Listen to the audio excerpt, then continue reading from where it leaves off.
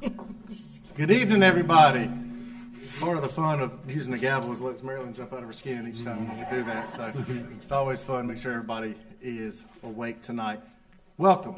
I call to order a regular scheduled May 1st, 2023 Board of Commissioners meeting. I've asked Mayor Pro Tem Smith to lead us in our invocation tonight, and Gary Janshigo with our engineering department to lead us in our Pledge of Allegiance tonight. Please stand. Let's pray together. Heavenly Father, we thank you tonight that we have the opportunity to live in a community like Fuquay-Varina, a state like North Carolina, and a country like the United States. We're just so very blessed. We're blessed as a people, and we thank you for our many blessings. Well, we're also thankful, those of us sitting up here, to have the opportunity to serve our community, to serve our town. I pray tonight as we listen to input from citizens, as we debate issues that have faced our town, that you'll grant us wisdom and the right direction to go in each of these matters. Lord, and at the end of the night, we pray that everything we say and do here tonight will be pleasing in your sight. We ask these things in Jesus' name. Amen. Amen. I pledge allegiance to the flag of the United States of America and to the republic for which it stands, one nation, under God, indivisible, with liberty and justice for all. Thank you.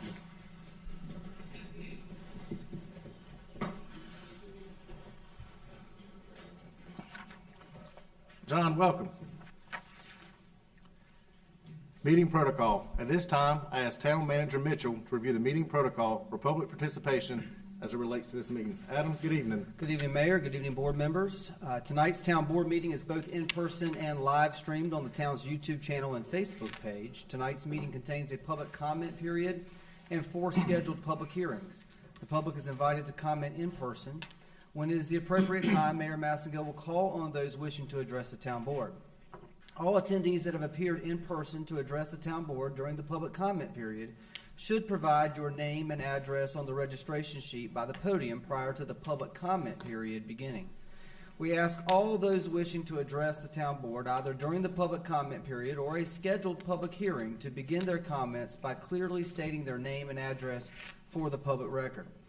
The public is asked to keep all comments to 3 minutes so that all that wish to speak can be heard in a timely manner. To be respectful of those that may have different views on matters addressed by the town board, we ask that all in attendance respect the decorum of the meeting by refraining from clapping, making loud noises, and generally showing support or displeasure for comments made during the public comment period or public hearings. Police Chief Medina will be asked to escort from the boardroom anyone not respecting the process, and it is at the discretion of the mayor as presiding officer of the meeting as to whether or not to continue the public comment and or public hearing period if the meeting protocol is not followed. This concludes the protocol for tonight's meeting. Thank you, Manager. First item on our agenda is item 3A, approval of the minutes from the April 18th, 2023 regular scheduled meeting. Any corrections or additions to the minutes? Mr. Mayor, hearing none, I make a motion to approve the minutes of the April 18th, 2023 Town Board of Commissioners regular scheduled meeting as presented and recommended. We have a motion. Do we have a second? Second. Motion second. All in favor say aye. Aye. Any opposed? Motion carries. Thank you. Tonight we have 6 scheduled presentations. First presentation, item 4A, is a proclamation for National Public Service Week, May 7th through 13th. This is a proclamation that I will be presenting here tonight, a mayoral proclamation in regards to National Public Service Week. Whereas the residents of Fuquay-Varina, North Carolina, are served every day by public employees at the federal, state, and local levels of government. And whereas each day the talented town of Fuquay-Varina public employees work to keep the town operating by ensuring proper management of municipal services and strategic implementation of public resources, and in often difficult circumstances, our public employees are the unsung heroes that protect and enhance the quality of life for our residents, businesses, and visitors. And whereas the public employees of the town of Fuquay-Varina are committed to exhibiting the highest standards of professional excellence, creativity, skill, and customer service. And whereas Public Service Recognition Week has been celebrated the first week of May since 1985 to honor the men and women who serve our nation as federal, state, county, and local government employees. Now therefore, I, Blake Massengill, Mayor of the town of Fuquay-Varina, North Carolina, do hereby announce and proclaim May 7th through 14th, 2023 as Public Service Recognition Week, and encourage all citizens to recognize the accomplishments and contributions of government employees at all levels, federal, state, and local. In witness thereof, I have hereunto set my hand and caused a great seal of the town of Fuquay-Varina to be affixed this first day of May 2023. I want to mention our public employees here for the town of Fuquay-Varina. Often you see us board members up here, but in the community, but our public employees are the heroes here within our town. Whether you see them in any service that they do, you may not realize what's happening, but there's somebody behind the scenes getting our parks ready for athletic events. There's somebody behind the scenes keeping you safe with our police and fire. There's somebody behind the scenes making sure that your homes and infrastructure are inspected. There's somebody behind the scenes getting your trash up, fixing the roads, somebody making sure water and sewer operate. And that's just a handful of variety of operations, a finance department, a human resources department. Each of these areas that are over 300 employees represent Fuquay-Varina. And so here, this board and myself appreciates the employees in Fuquay-Varina and what they do. And they're the heroes in our town that often people do not see and don't realize what happens. So thank you, town of Fuquay-Varina employees. We appreciate you much, and please share department heads with all employees within your individual organizations. Thank you.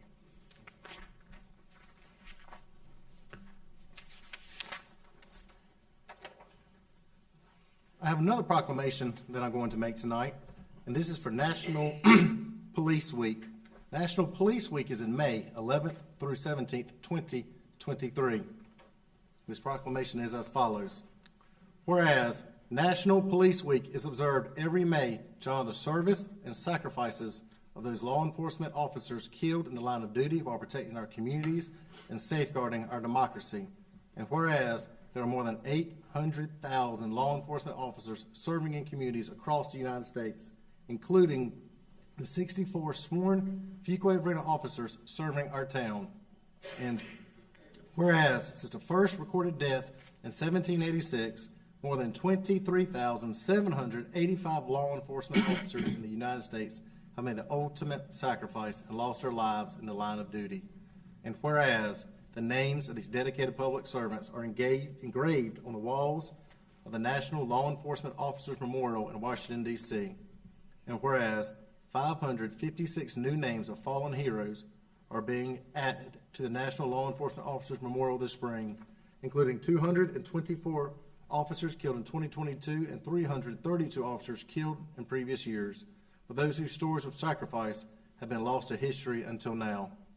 And whereas the service and sacrifice of all officers killed in the line of duty will be honored during the National Law Enforcement Officers Memorial Fund's 35th Candlelight Vigil on the evening of May 13, 2023.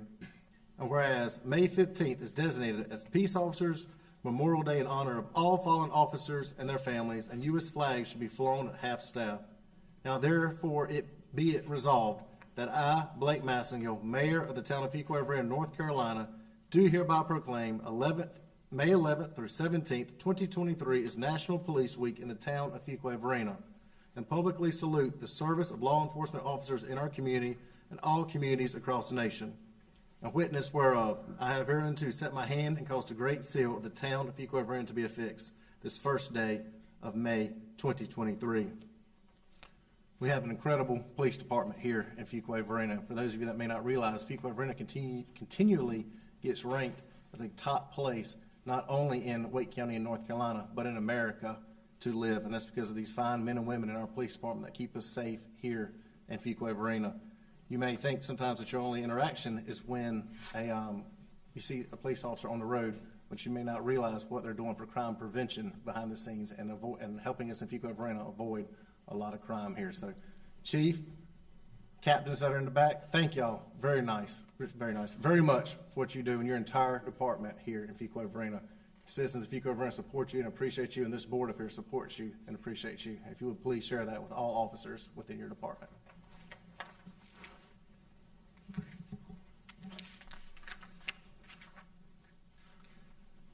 Next presentation, item 4C, Erosion and Sedimentation Control Local Program Award. More information about this agenda item will be presented by Engineering Director Poling. Matt, good evening. Good evening, Mayor, fellow town commissioners. I'd like to introduce to you the folks that actually make this award happen. If you guys would come forward. So this is your entire engineering department.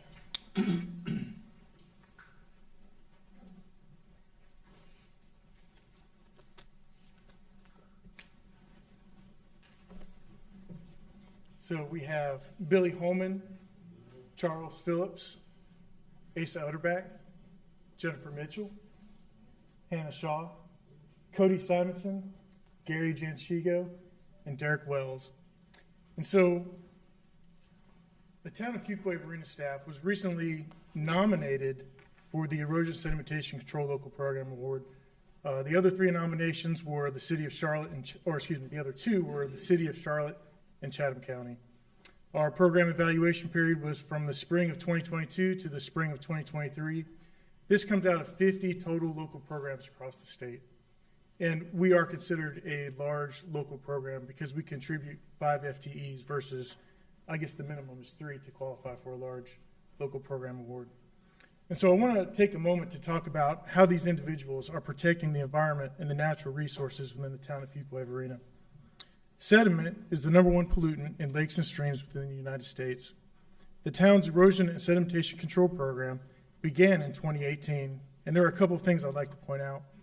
Considering that this program is still in its infancy, and with the tremendous amount of development pressure that the town has seen in the last few years, really speaks to the impressiveness of this award.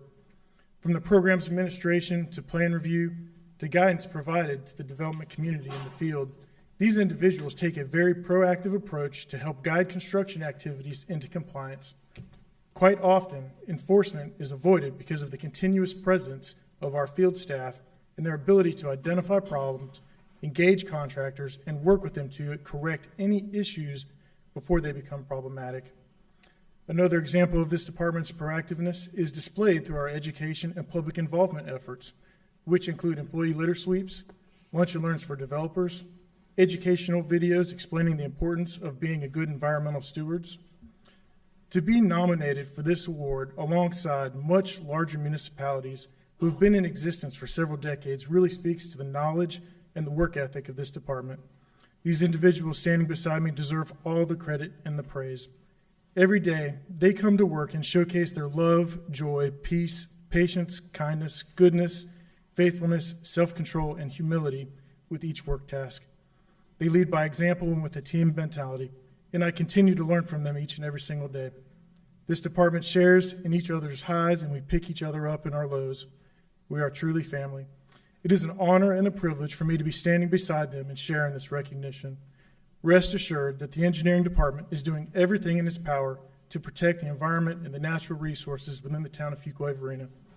With that, I'd like to present you your winners of the North Carolina Department of Environmental Quality's 2023 Erosion and Sedimentation Control Local Program Award.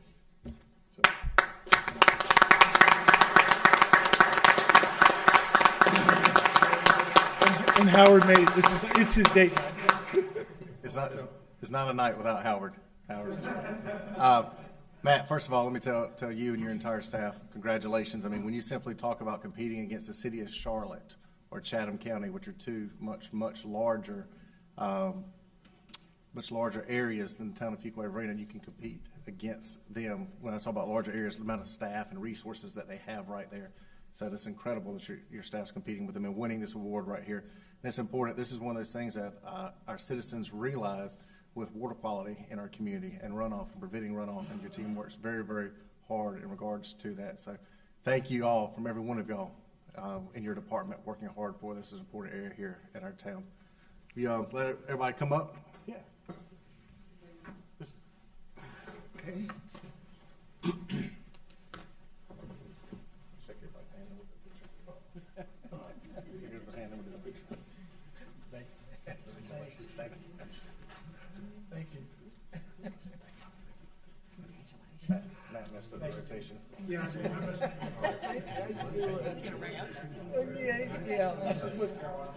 Thank you so much. Thank you. How's it going? Good. Thank you, sir. Appreciate all you do. Thank you. Appreciate you. Good job. Hey, all right. Thank you, sir. Appreciate all you do. It's a pretty show. Good job. Thank you. Congratulations. Congratulations. Oh, yeah. All right, I'm gonna have to move over a little bit into the center. You can't hide Maryland.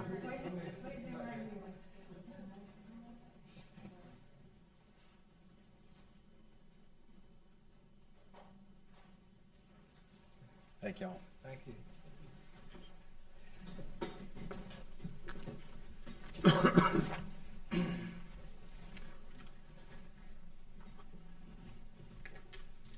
Next item on our agenda is a fourth presentation, employee recognition.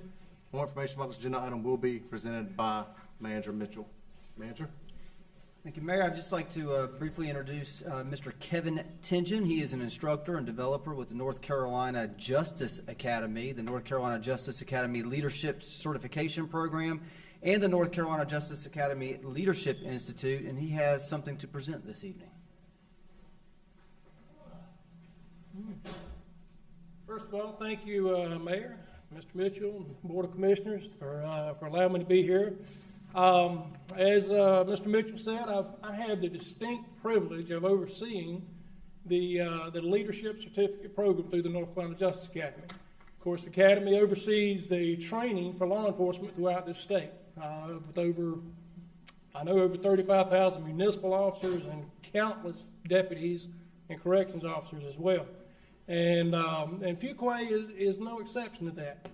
And I wanted to take a moment to present your chief, Brandon Medina, with his leadership certificate, which he has spent over 400 hours earning through the Justice Academy. And he has done an awesome job. He actually started this way back in Nash County, wasn't it? Yes, sir. And so he's put a lot of work into it. The thing I really love about Brandon is he just exemplifies police leadership in every way possible. One of the things, when he went through our Leadership Institute, among his class members, he was selected as our Heart of a Leader Award. And so he was selected by his peers in that class that he is the one who most exemplifies what a leader should be and looks like in today's law enforcement. He lives it. He doesn't just send himself to school, he sends his officers to school as well. He believes in training, he believes in the power of bettering yourself and always working to be a little bit better at what it is God has called you to do. And his captains, Tim Smith and Chris Gathman, will both earn their certificate at the end of next week in Salemburg. So he's done an awesome job preparing your staff as well. Thank you, sir. So I do want to thank you and congratulate you on a job well done.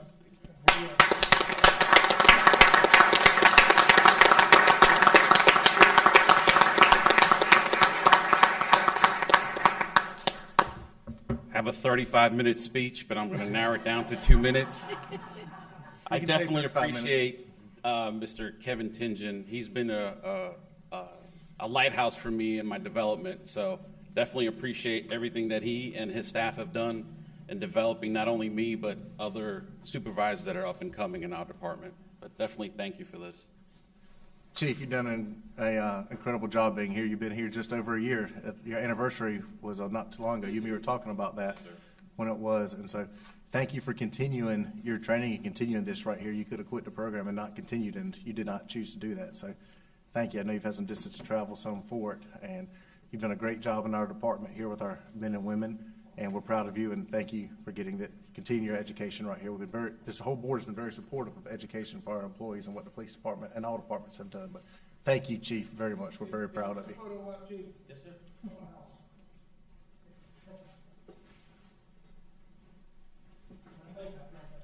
Board members.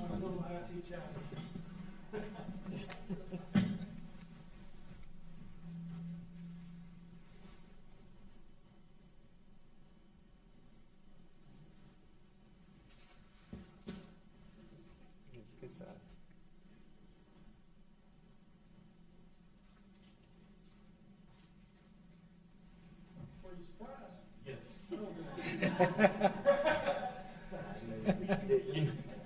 Thank you. Thank you.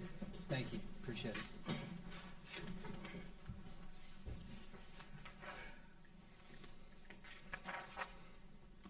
Next presentation we have tonight is in regards to Commissioner William Harris that's here tonight on our board. And Commissioner Harris has been with the town, has been a commissioner for quite some time and has served and worked very hard for the town of Fuquay-Varina. And recently, Commissioner Harris was elected to be the president of the North Carolina League of Municipalities. And North Carolina League of Municipalities is an organization that represents all municipalities and cities in the state of North Carolina that choose to be a member of this program right here. And so this is a great honor and recognition to be voted by the League of Municipalities and your peers, Commissioner Harris. We got to go this past Thursday to Concord, North Carolina to see Commissioner Harris sworn in a room, and that was a neat and very exciting time for Commissioner Harris. Commissioner Harris, I know your wife is here tonight and some family members. Yes. If you, floor is yours. Okay. How much time do I have? Well, as Chief said, 2 minutes, I guess. Congratulations, though. Thank you so much. I really appreciate it. And just to share with you a little bit about the League of Municipalities, it's an advocacy organization for towns and cities throughout North Carolina. There are over 540 cities and towns throughout North Carolina, various sizes. And the League's overall responsibility is to advocate and be a voice for mayors and councilmen and women throughout North Carolina to advocate and to track legislation that impacts small cities, to assist with grant funding. The League also participated in the assessment of the police department here. The League has a risk management arm that provides insurance coverage, casualty insurance, and of course, if any situation where there may be the need for legal advice for small cities, they also do that. It's just been grateful to be a part of the organization. I want to acknowledge my wife and daughters, both my daughters, Anaya and Tamara. Of course, Anaya's going to say it.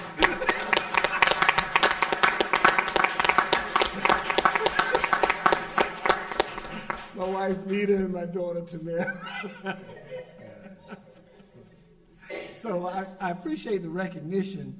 On last Thursday, I was sworn in, and to my surprise, the mayor and all the commissioners came to the swearing-in ceremony. And the video that the town staff participated in was so moving that I could hardly keep my composure as I made the presentation. So I want to thank every staff member, the management, and the commissioners for participating and doing that kind gesture for me.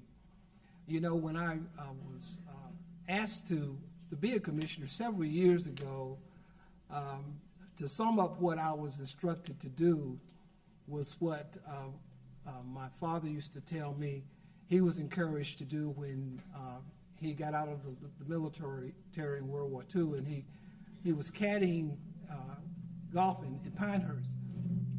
And the thing that caddies were told to do in order to keep their job was to show up, number one, keep up, number two, and shut up, number three. So when I first was appointed here in the position, I was encouraged to do all three. But one of the things that I found out, in order to be effective in this position, you do have to show up, you do have to keep up, but you also have to speak up. And so over the years, I've learned the value of being the voice for the residents and citizens here of Fuquay-Varina, and also to try to represent the best of Fuquay-Varina wherever I am in the country. So I'm grateful for the honor to be president of the League of Municipalities. I'm grateful for the staff and for the nominating committee and for those elected officials throughout North Carolina who saw enough, had enough faith in me to allow me to serve in the capacity as president. You know, in life they say there sometimes we as individuals, we seek out things. We have to wait sometimes to seek out things, and then sometimes we have to pursue and actively seek out things in life, but sometimes things in life seek us out when we are chosen to do a particular task or job. And I'm so grateful for that opportunity through this possibility of serving, that I'm just so thankful for this. So, Mr. Mayor, I just want to thank you, thank the staff, thank everybody who encouraged me. Oh, I would be remiss if I wouldn't mention Commissioner Gardner, because if I got a minute, I just got to tell this story, so y'all open the door. But anyway,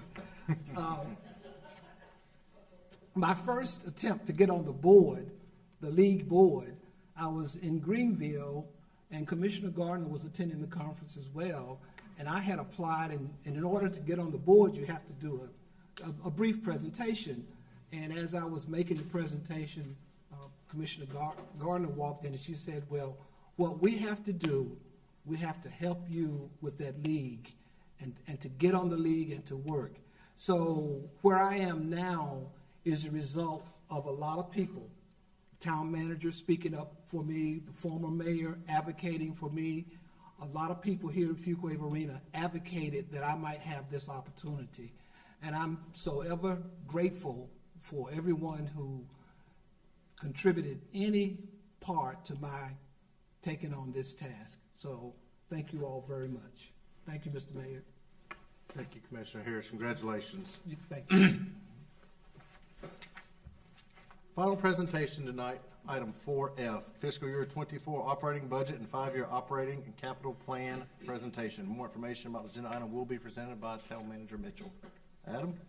All right, well, I am pleased to provide this presentation to the board tonight.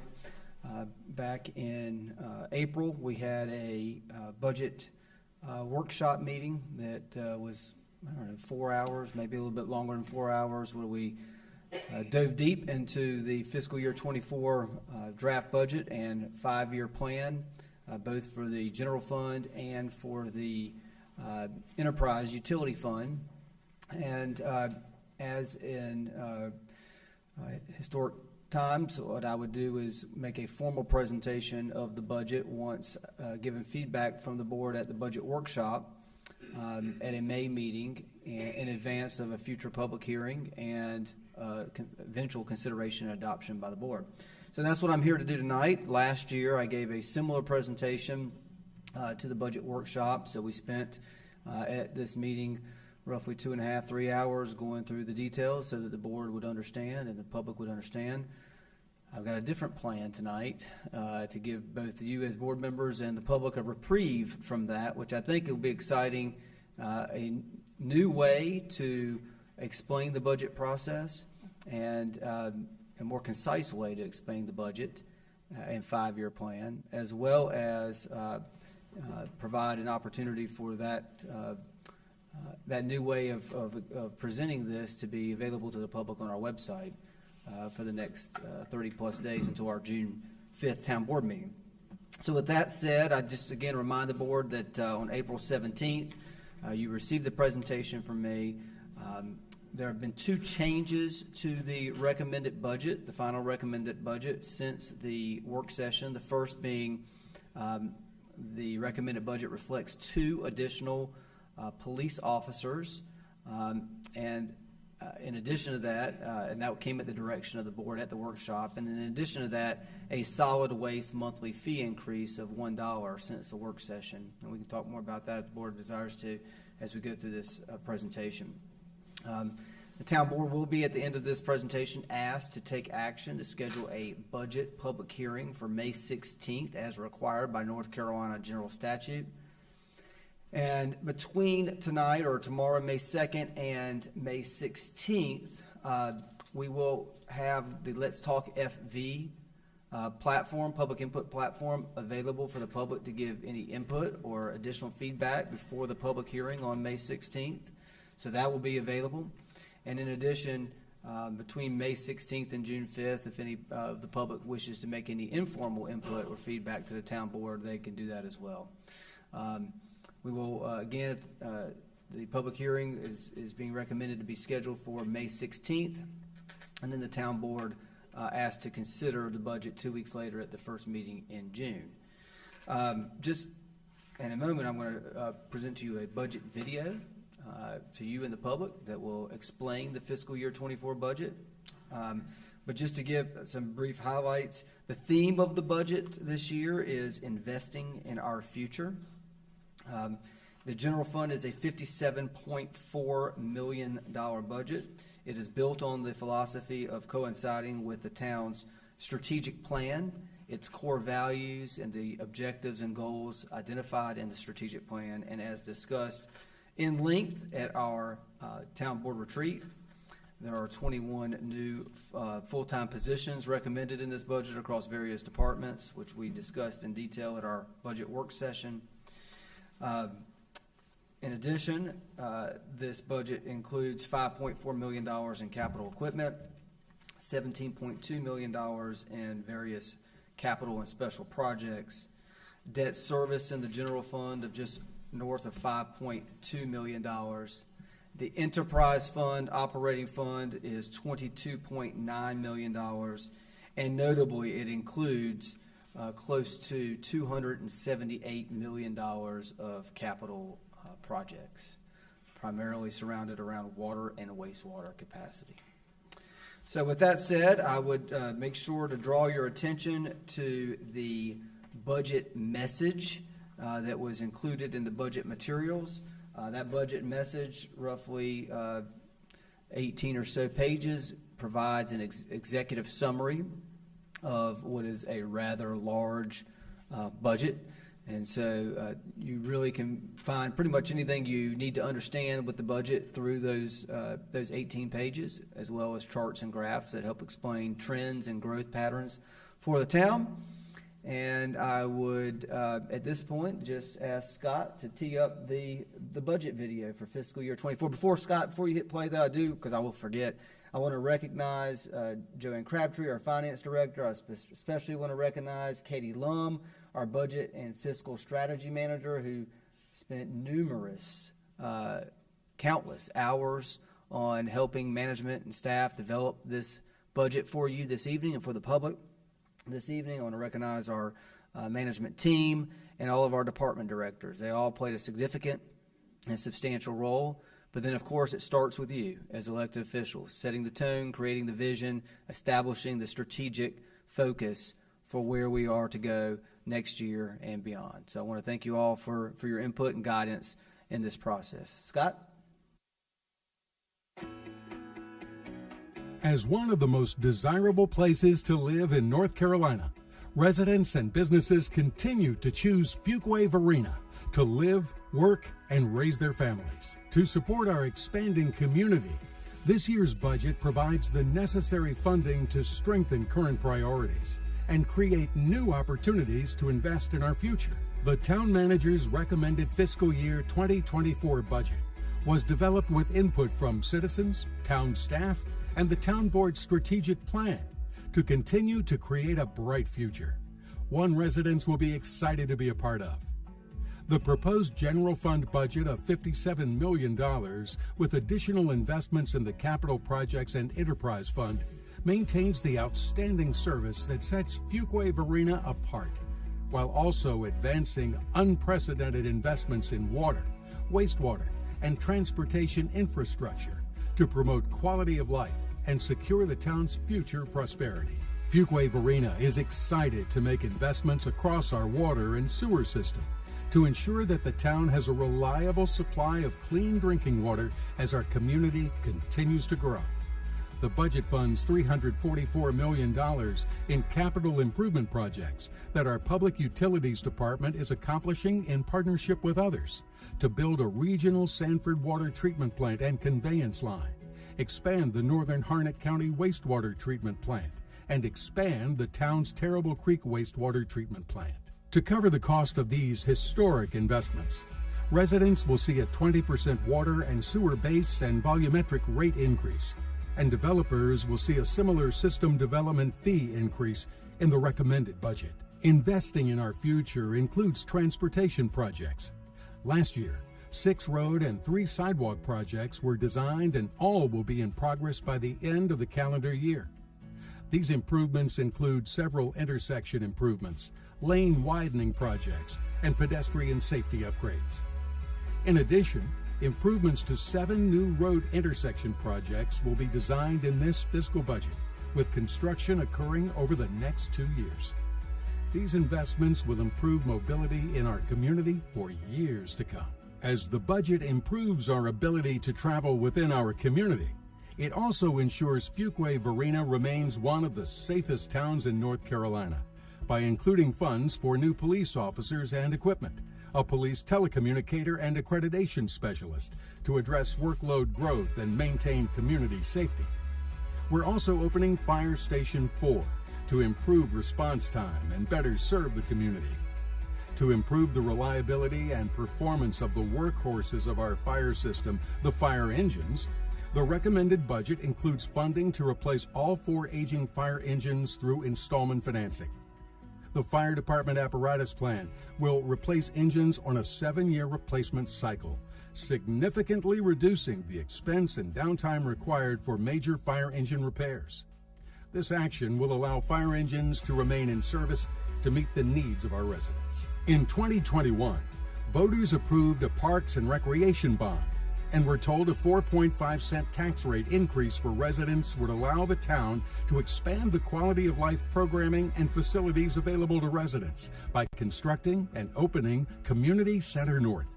The town has completed the design of this 77,000 square foot facility, which will contain an active adult center, 3 basketball courts, and an indoor walking track, as well as other recreation and programming spaces. Construction is scheduled to begin this summer, with the facility welcoming the public in late 2024. To support debt service and operations for this state-of-the-art facility, a 3-cent property tax rate increase is included in the budget. The budget also includes money for the costs associated with retaining our already talented staff and recruiting new staff. Other new positions in the recommended budget include a new sanitation crew, new community center staff, and engineering staff to advance transportation projects. A special events coordinator is included in the budget to continue to expand the community events that our residents and visitors enjoy, and a position is included to better assist our fire department staff and customers. In addition to new staff members, we're also purchasing equipment necessary to fulfill our strong customer service focus and maintain service levels. The fiscal year 2024 budget includes funding for 4 replacement fire engines, a new pack rat mechanism in sanitation, a new tractor in the streets department, and new position vehicles and equipment in the police department. By investing in our future, we move Fuquay-Varina toward a brighter future. This budget provides funding to deliver the highest level municipal services today while making significant strategic investments for tomorrow. Our goal is always to provide an excellent quality of life for our citizens today and future generations.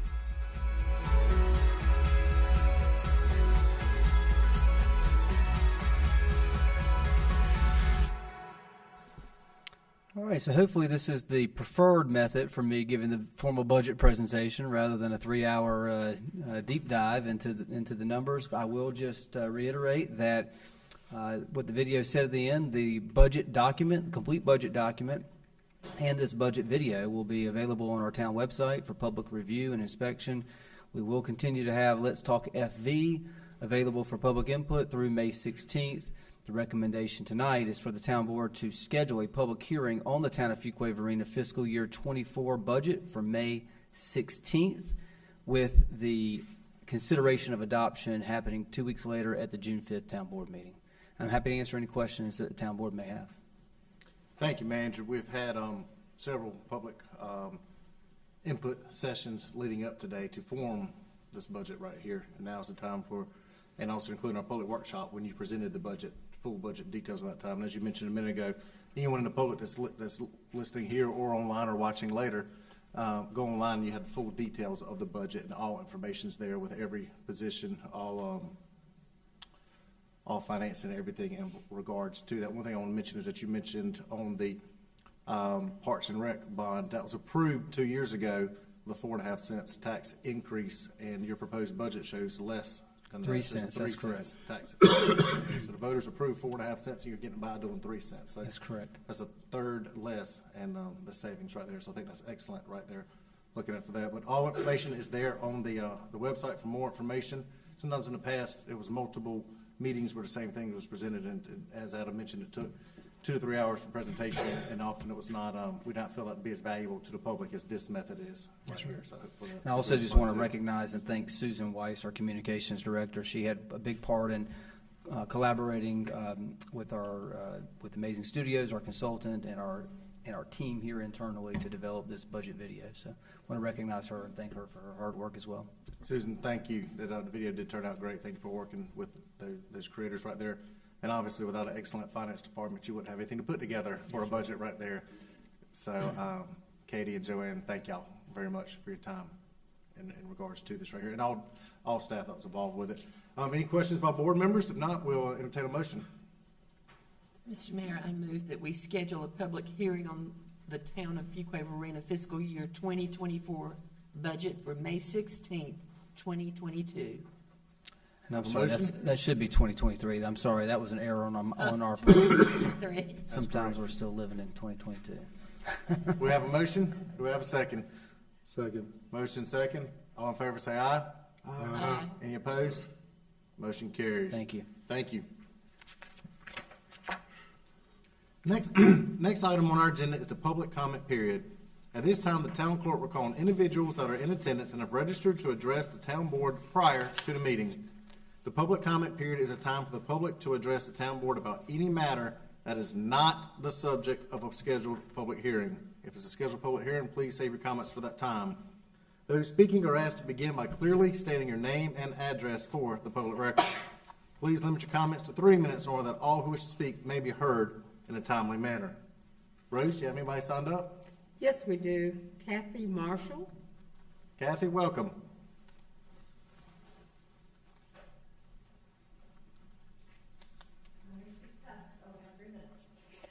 My name is Kathy Marshall, and I live at 1411 New Moon Court.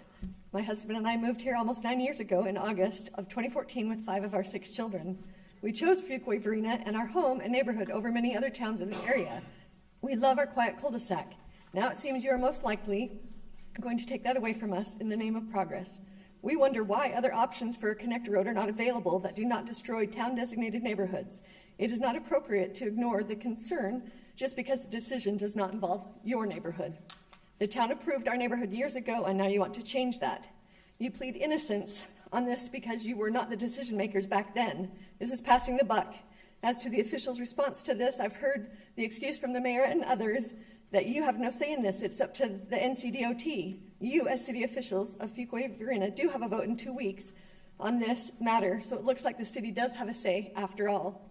Moreover, the Army Corps of Engineers study shows on page 6 that of the 3 alternatives, alternative 3 would affect the fewest residential homes, the fewest businesses, the smallest acreage of wetlands, the smallest acreage of streams, the smallest acreage of flood zones, and the smallest acreage of farmland.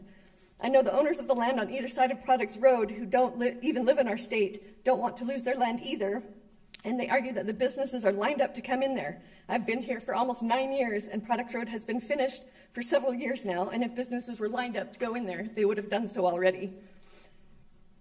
And even if you widen that road by choosing alternative 3, there is still room for businesses to go in along that road.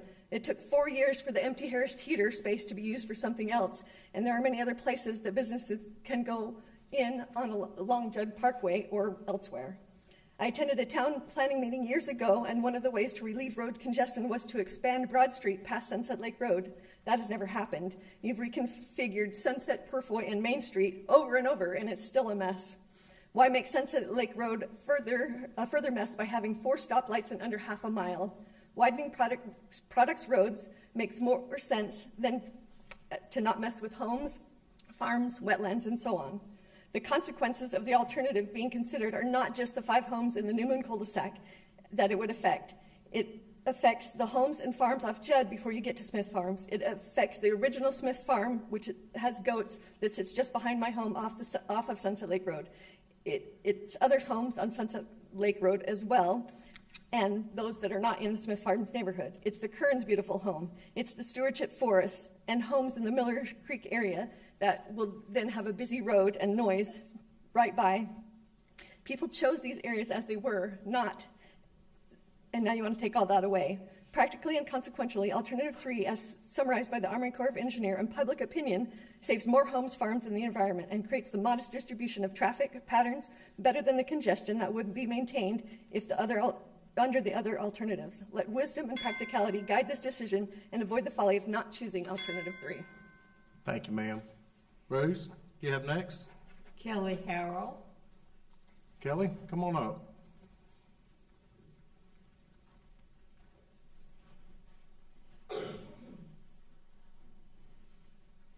I'm Kelly Harrell, and I live at 1417 New Moon Court, which will be directly impacted by alternates 1 and 2 of VU 5751 if they are chosen.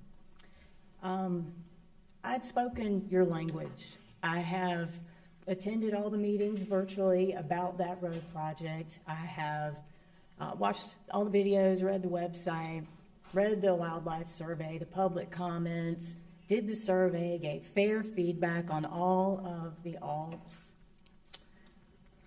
I've listened to this commission say things like, well, we're just at this point now. This is how things are.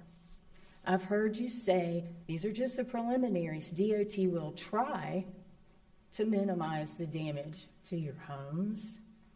I've listened to you reference commercial property far more than you have referenced residential property regarding this project in these public record meetings. I've listened to you emphasize the potential of commercial income over the value that these residents provide your community already. We are not data.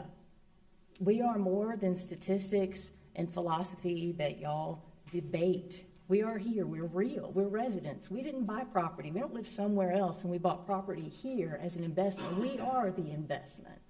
Our home is the investment. We're taxpayers, we're voters, and y'all are gambling with our futures. You're gambling with our homes. I do not consent to any of us losing our homes to this project that has so blatantly disregarded the residents who are contributing members of this community. Thank you for your comments, ma'am. Rose? Rob Reinhardt. Rob, come on up. It's going to be hard to follow that up. My name's Rob Reinhardt. I live at 1417 New Moon Court. I'm a licensed clinical mental health counselor. In 2008, we moved to Fuquay-Varina so that I could start a private practice to help meet the growing needs for mental health care here in town. We liked the Smith Farm subdivision, but we decided against the available homes that were along Products Road and Judd Parkway because we knew the growing town would lead to further development along those roads, probably affecting those houses in some way. We sketched our dream home on graph paper, and to our amazement, our builder said they could do it on a nice lot in Smith Farms next to a family farm that's zoned residential. Our house and the community of Fuquay is the only home that our children, Tristan and Maya, have ever known. It's been our plan to retire here and eventually pass that home on to them. Those dreams are now in jeopardy due to the U5751 project. We're aware of the difficult balance this board must strike in addressing traffic concerns and bringing commercial development to Fuquay. The solution does not have to include putting our neighborhood homes and adjacent farmland and ecosystems at risk. Alternative 3 best aligns with the town goals of 1, protecting the character of established residential neighborhoods, and 2, preventing adverse impacts on the environment. The engineering firm hired by the town has confirmed that all three alternatives will effectively improve traffic flow. Alternative 3 uses an already existing corridor and infrastructure. Even if no homes are destroyed, Alt 1 or 2 will result in surrounding Smith Farms with 4 major roadways, significantly changing the character of our neighborhood. Alt 3 causes significantly less negative impact to the local environment and existing plans for open space. The alignment of Alt 3 is also more flexible according to the DOT, giving the best chance for all the homes in our subdivision to be spared. During the TOT's open comment period, 87% expressed a preference for Alternative 3. We have already sat in limbo, held captive for months, waiting for answers. We are here tonight to ask you to move things forward by passing a resolution supporting Alternative 3 for the U5751 project. As an aside, I also ask that you consider purchasing the land along Products Road and turning it into a park. That land has sat vacant for years. We have no park on our side of Main Street and Broad. Creating a park there will also address the fact that commercial property will just simply increase the traffic problems in that area. Thank you for your time. Thank you. Rose, do you have anybody else? Jennifer Bishop. Jennifer, welcome.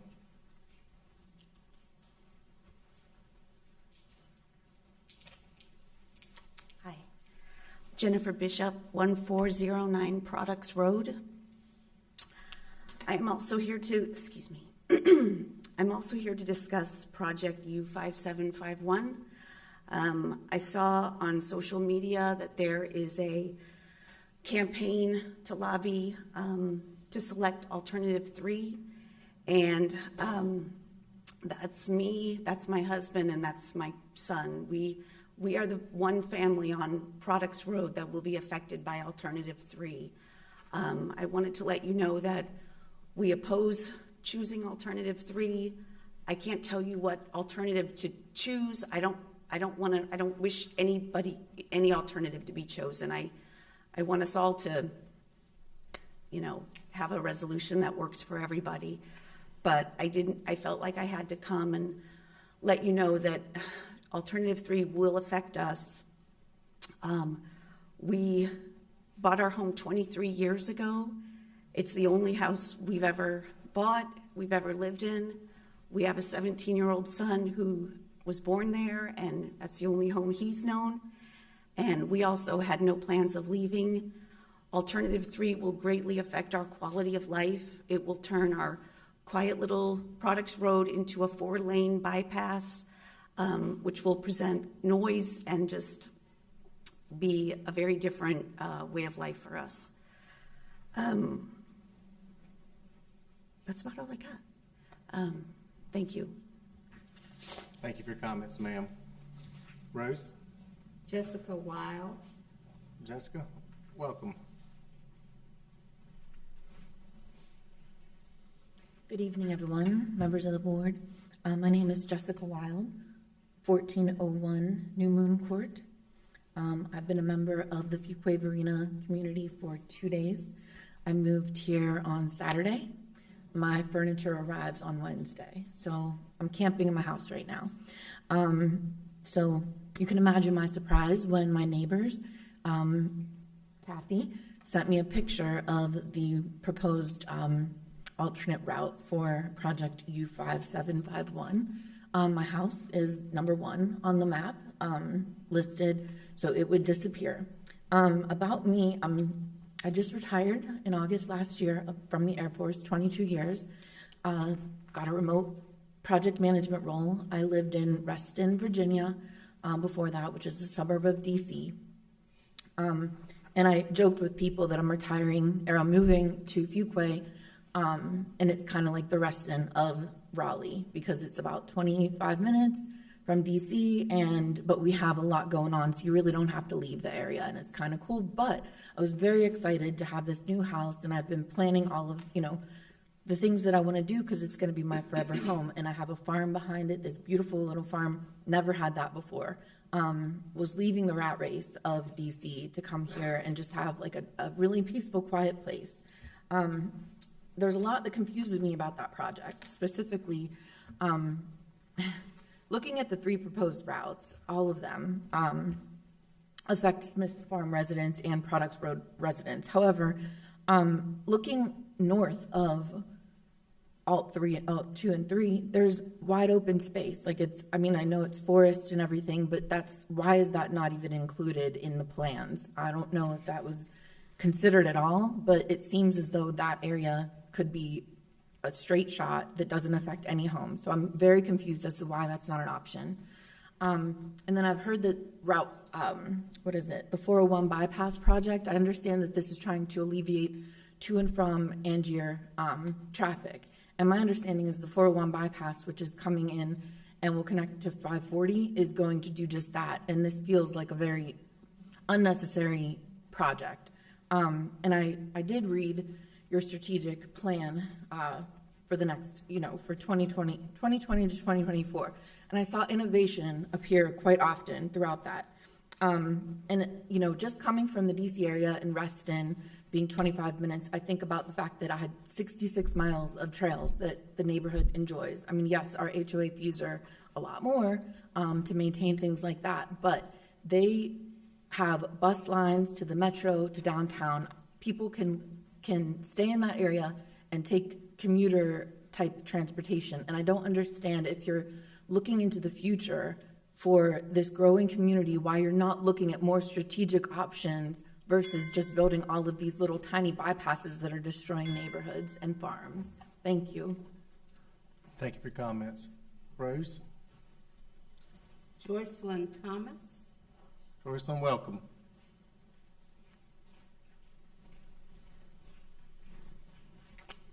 Hi, my name is Jocelyn Thomas, close to Joycelyn, and I live at 809 East Ivy Valley Drive in the Fern Valley neighborhood, just north of the 3 proposed alternatives for this bypass project.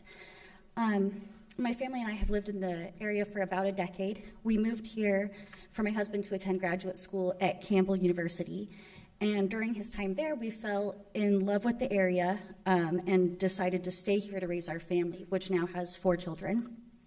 Growing up in and coming from an area that was very highly populated, very, very developed, what we loved about Fuquay were the fields and the trees, the wildlife, the farms, and the feeling of community and the friendliness of the people and just the wonderful spirit of the community here. For many reasons, I, with many others, believe Alternative 3 to be the best option out of the 3 for this necessary DOT project. All 3 options are shown to be helpful for the projected growth of the town and for the traffic flow, but Alternative 3 saves the most homes, impacts the least amount of farmland, impacts the least amount of wetlands, and stays the farthest away from the historical district. Alternative 3 impacts just over half an acre of the FEMA 100-year flood zone, while Alternatives 1 and 2 impact 3 acres of the 100-year flood zone. So we have lived in Fuquay area for about a decade, but for 1 year, we lived out of town. That was the year after my husband graduated from Campbell, and we lived in Houston for him to do a fellowship. That happened to be 2017, which was when Hurricane Harvey hit, and we lived through a 100-year flood. And it was absolutely devastating to the community. I'm sure all of you know about it. It was terrible, and thousands of people lost their homes. We helped people muck out their homes. They were just destroyed.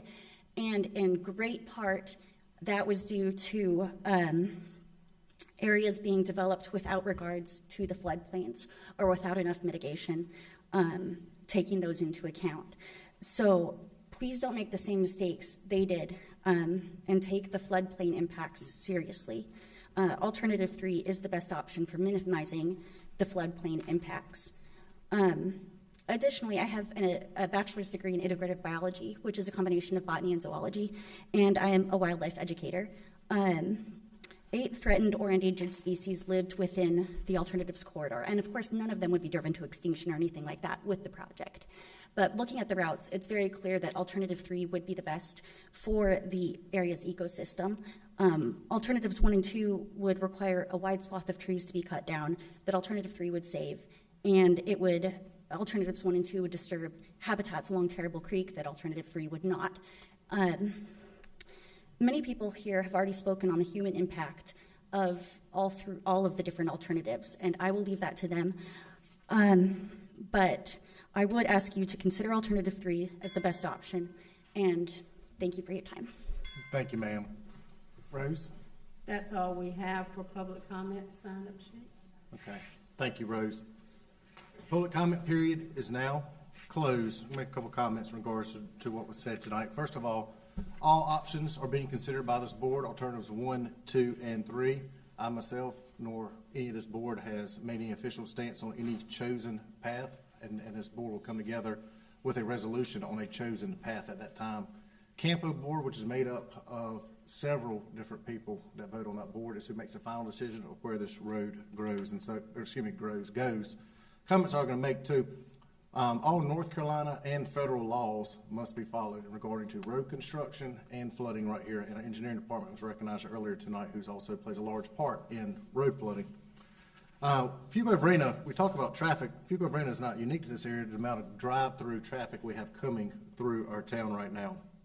And so I don't think the discussion is, do we need the road or not? The question is, we definitely need the road. And whether 401 bypass, which is scheduled to be built in 30 years to relieve traffic congestion, or this project right here that is on the projected horizon for approximately 10 years out. So you see the time frame period that we're talking about right here.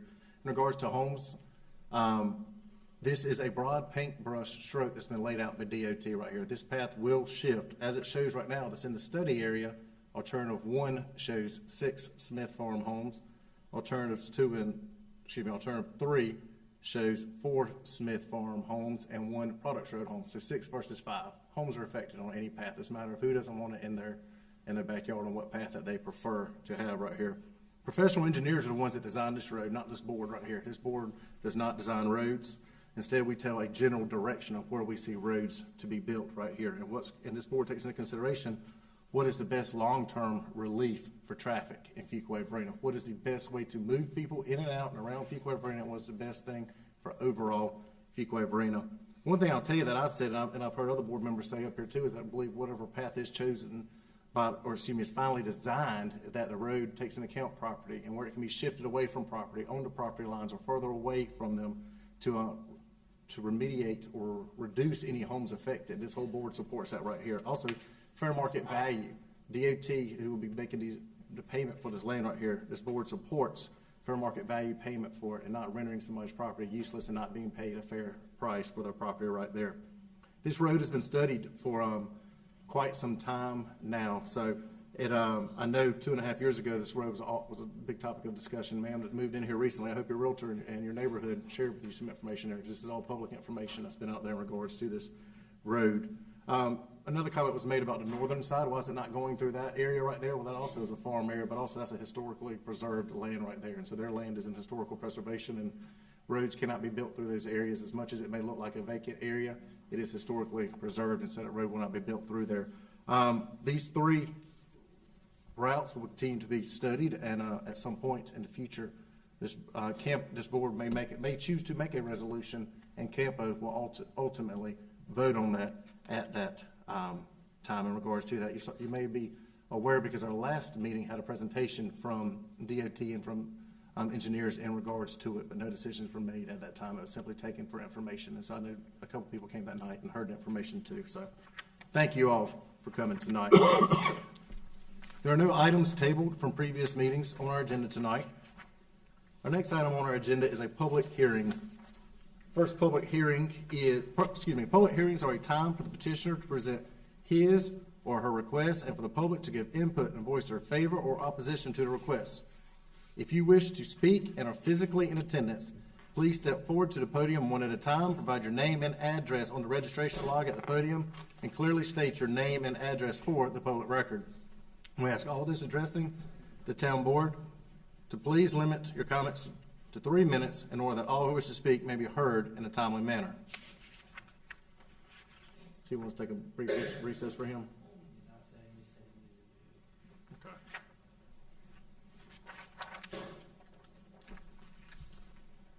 First item on our agenda for public hearings, item 7A, agreement for purchase and sale of real property pursuant to North Carolina General Statute 158-7.1, economic development. White Swan Construction LLC, portion of 133 South Fuquay Avenue, and a portion of 209 Raleigh Street. More information about this agenda item will be presented by Town Manager Mitchell. Thank you, Mayor, and I'll just present a few slides here on this, and then turn it over to the town board for consideration. Scott, if you'll go to the next slide. This is a sales agreement for real property. Again, a portion of 133 South Fuquay Avenue and a portion of 209 Raleigh Street. It is the sale of real property at these locations. White Swan Construction LLC is a development, construction, and management firm. They're proposing to acquire these properties from the town. It would yield new infill development, specifically a steakhouse restaurant is proposed. The proposal is to add roughly $1.9 million of new downtown investment.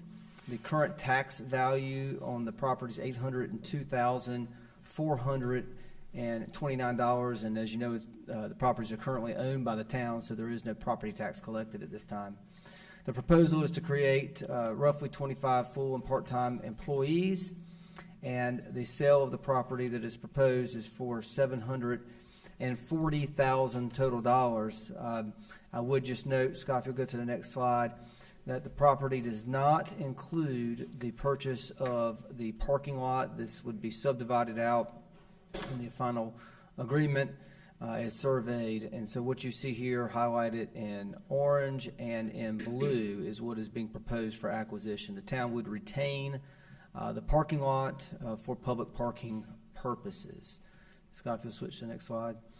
So the recommendation this evening is to first conduct a public hearing, followed by a motion to approve the sales price of $740,000 and related conditions for the sale of a portion of real property owned by the town located at 133 South Fuquay Avenue and a portion of real property located at 209 Raleigh Street, subject to the town attorney review as to form.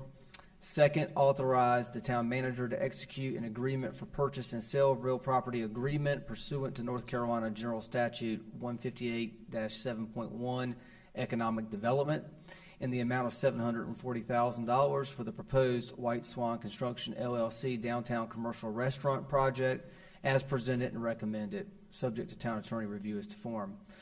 The board, under this motion, acknowledges that you have determined that the property is being held for economic development purposes under North Carolina General Statute 158-7.1, and that the property is being sold for fair market value. The board has considered the number of jobs and probable average hourly wage to be paid to workers by the business to be located at the property to be conveyed. And notice of this project's public hearing for the recommended economic development appropriations and sale of property has been advertised pursuant to North Carolina General Statute 158-7.1, economic development. I'm happy to answer any questions that the town board may have. Any questions for management before we conduct the public hearing? I just have a quick question. Commissioner? And I guess this is just for my own satisfaction. In regards to the restrictions and covenant use of the property as specified in the agreement, is that relatively binding when they talk about use as a possible steak restaurant as well as other possible businesses? In other words, if that doesn't come to fruition, how impactful are the restrictive covenants around keeping it for what it was originally intended to do, which was to be impactful and be a steakhouse? I assume that's correct. That's right. So our town attorney, can you speak to those conditions? So it's kind of a two-pronged condition. We'll have a deed restriction on the deed that we convey to the buyer that says it's to be used for restaurant purposes only. So if they violate that, then we could, possibly take the property back. We'll also have a right of a first option on the property where if it does not follow through as a restaurant, I think it's 36 months to start with to get it built, and then 2 years after that, for ultimately 5 years, that we've got the right to buy it back for $740, the same amount, similar to what we did with CCL label where if the project doesn't come off the ground, we can buy it back, and we're back in the same position we were, where we are right now. Okay, okay. All right, good. That was my question. Thank you. I think it's important for us to, since we're moving in this direction with the intent, to make sure we stay on target with that. Thank Yes, you. sir. Thank you, Commissioner Harris. Yeah, you're welcome. The hearing is now open. Does anyone wish to speak in favor of the purchase and sale of real property agreement?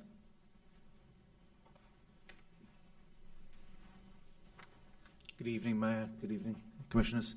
My name is Charles Lindsay. I'm from 4100 Bankstone Drive.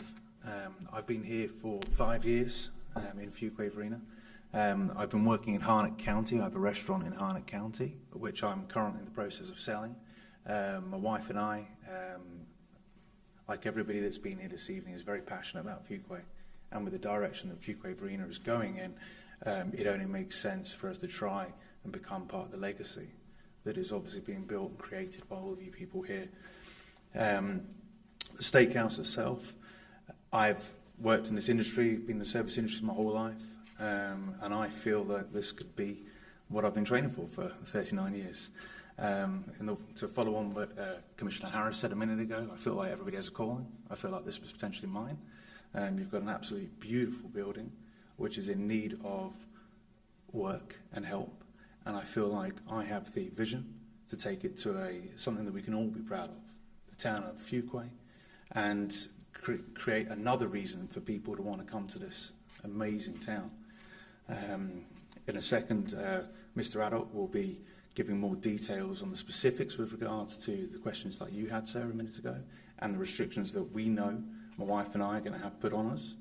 But we believe that with the experience we have with running restaurants and creating jobs and being part of the community, which I think is what everything is about here, we will be able to fulfill.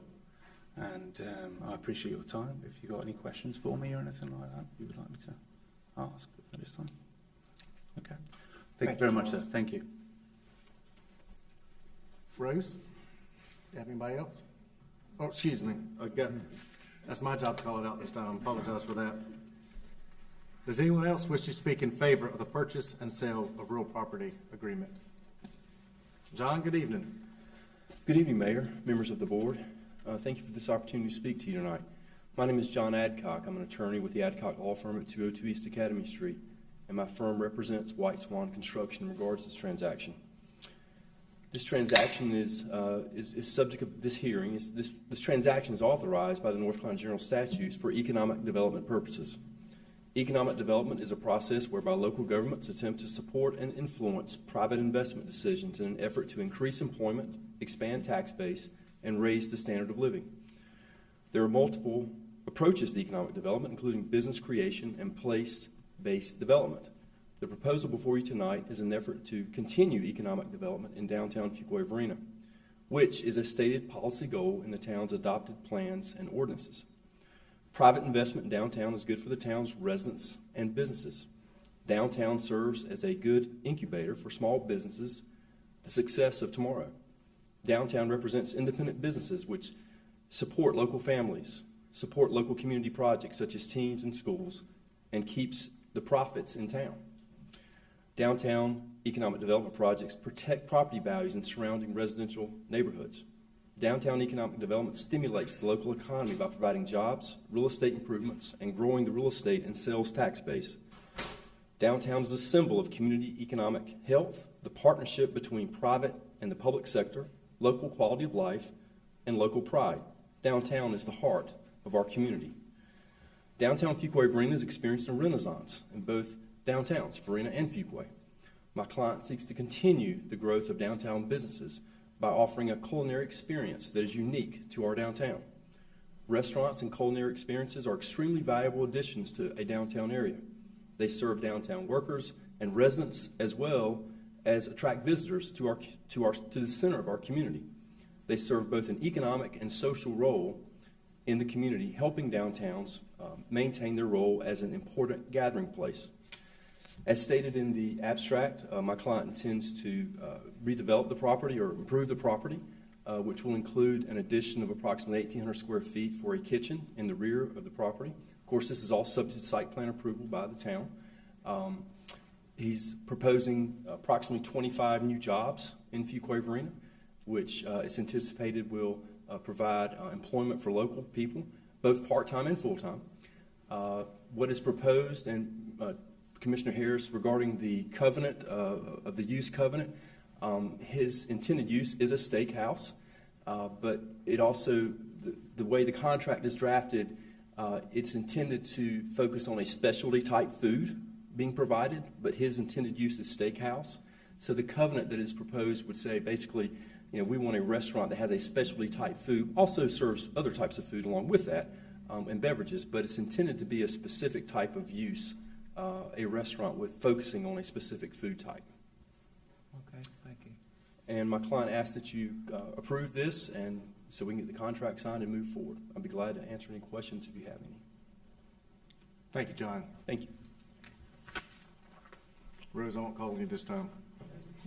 Does anyone else wish to speak in favor of the purchase and sale of real property agreement? Does anyone wish to speak in opposition to the purchase and sale of real property agreement?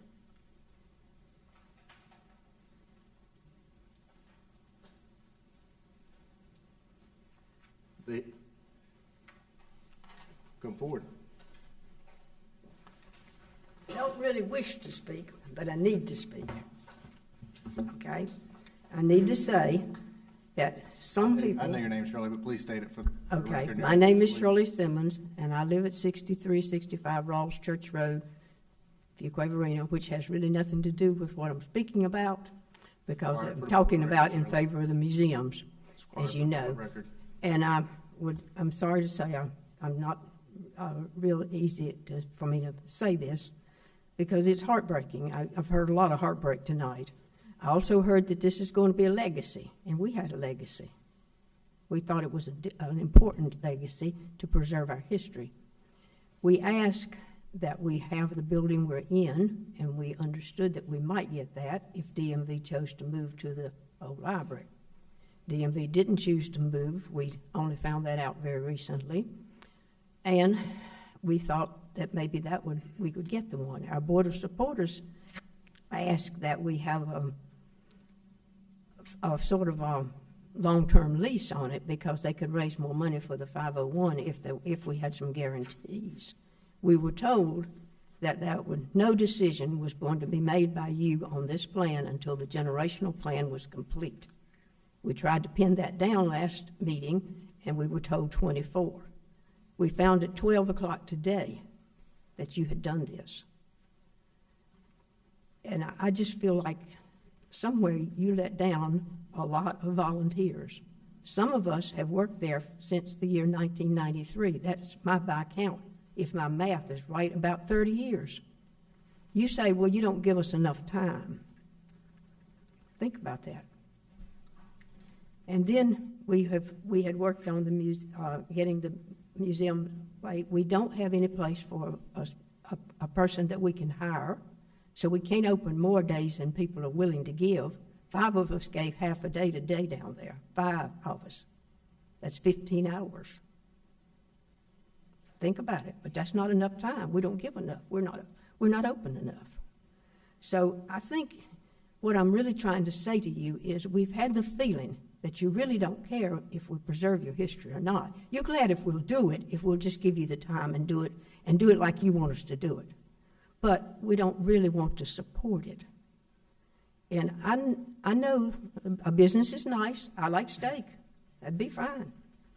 But we thought that building would give us an opportunity to have an archive to preserve what we've done.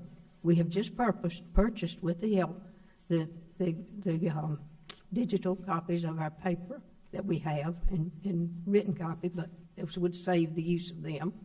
We've gone ahead and done a lot of things.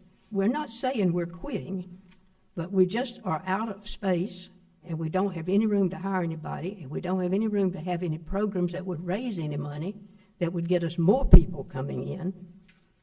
We spent the day-to-day cleaning up, cutting down a little things that had grown up, cleaning up the buildings, getting them ready for the festival on Saturday. I just think you are forgetting the fact that we need to preserve our history. This was a wonderful opportunity. It was right where we needed it. Unfortunately, we put all those buildings on town property thinking the town really cared and it would matter.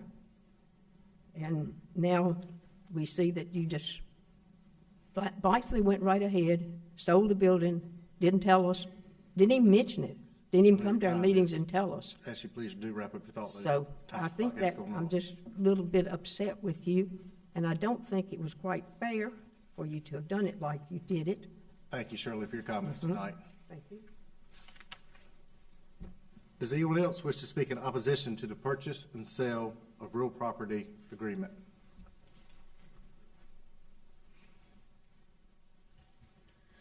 My name is Debbie Simple, and I live at 512 Sloping Hill Lane. As a resident of Fuquay-Varina area for almost 60 years, I have realized that in a small town, there are two things that you are measured by: your reputation and your integrity for those strong moral principles. The way the town has gone about the sale of the old library and its property is underhanded, in my opinion.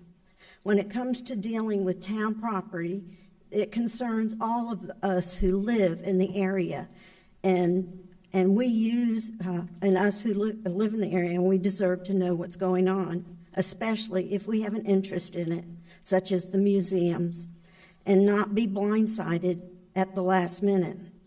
As a member of the Friends of the Museum Board, a past president of the Fuquay-Varina Women's Club, and a teacher at Fuquay Elementary School for 35 years, I feel that the town people deserve better from the people we have not only elected, but those who have been hired by the town. We are a town, and we need to be open and honest with each other. I will continue to strive to uphold my reputation and my integrity. Will you all? And take into consideration delaying the sale, because surely there is a better place in town to put in another restaurant rather than cramming it into this already congested parking area. In my opinion, the building would be better used for town history, research, and the museum's expansion. Thank you. Does anyone else wish to speak in opposition to the purchase and sale of real property agreement?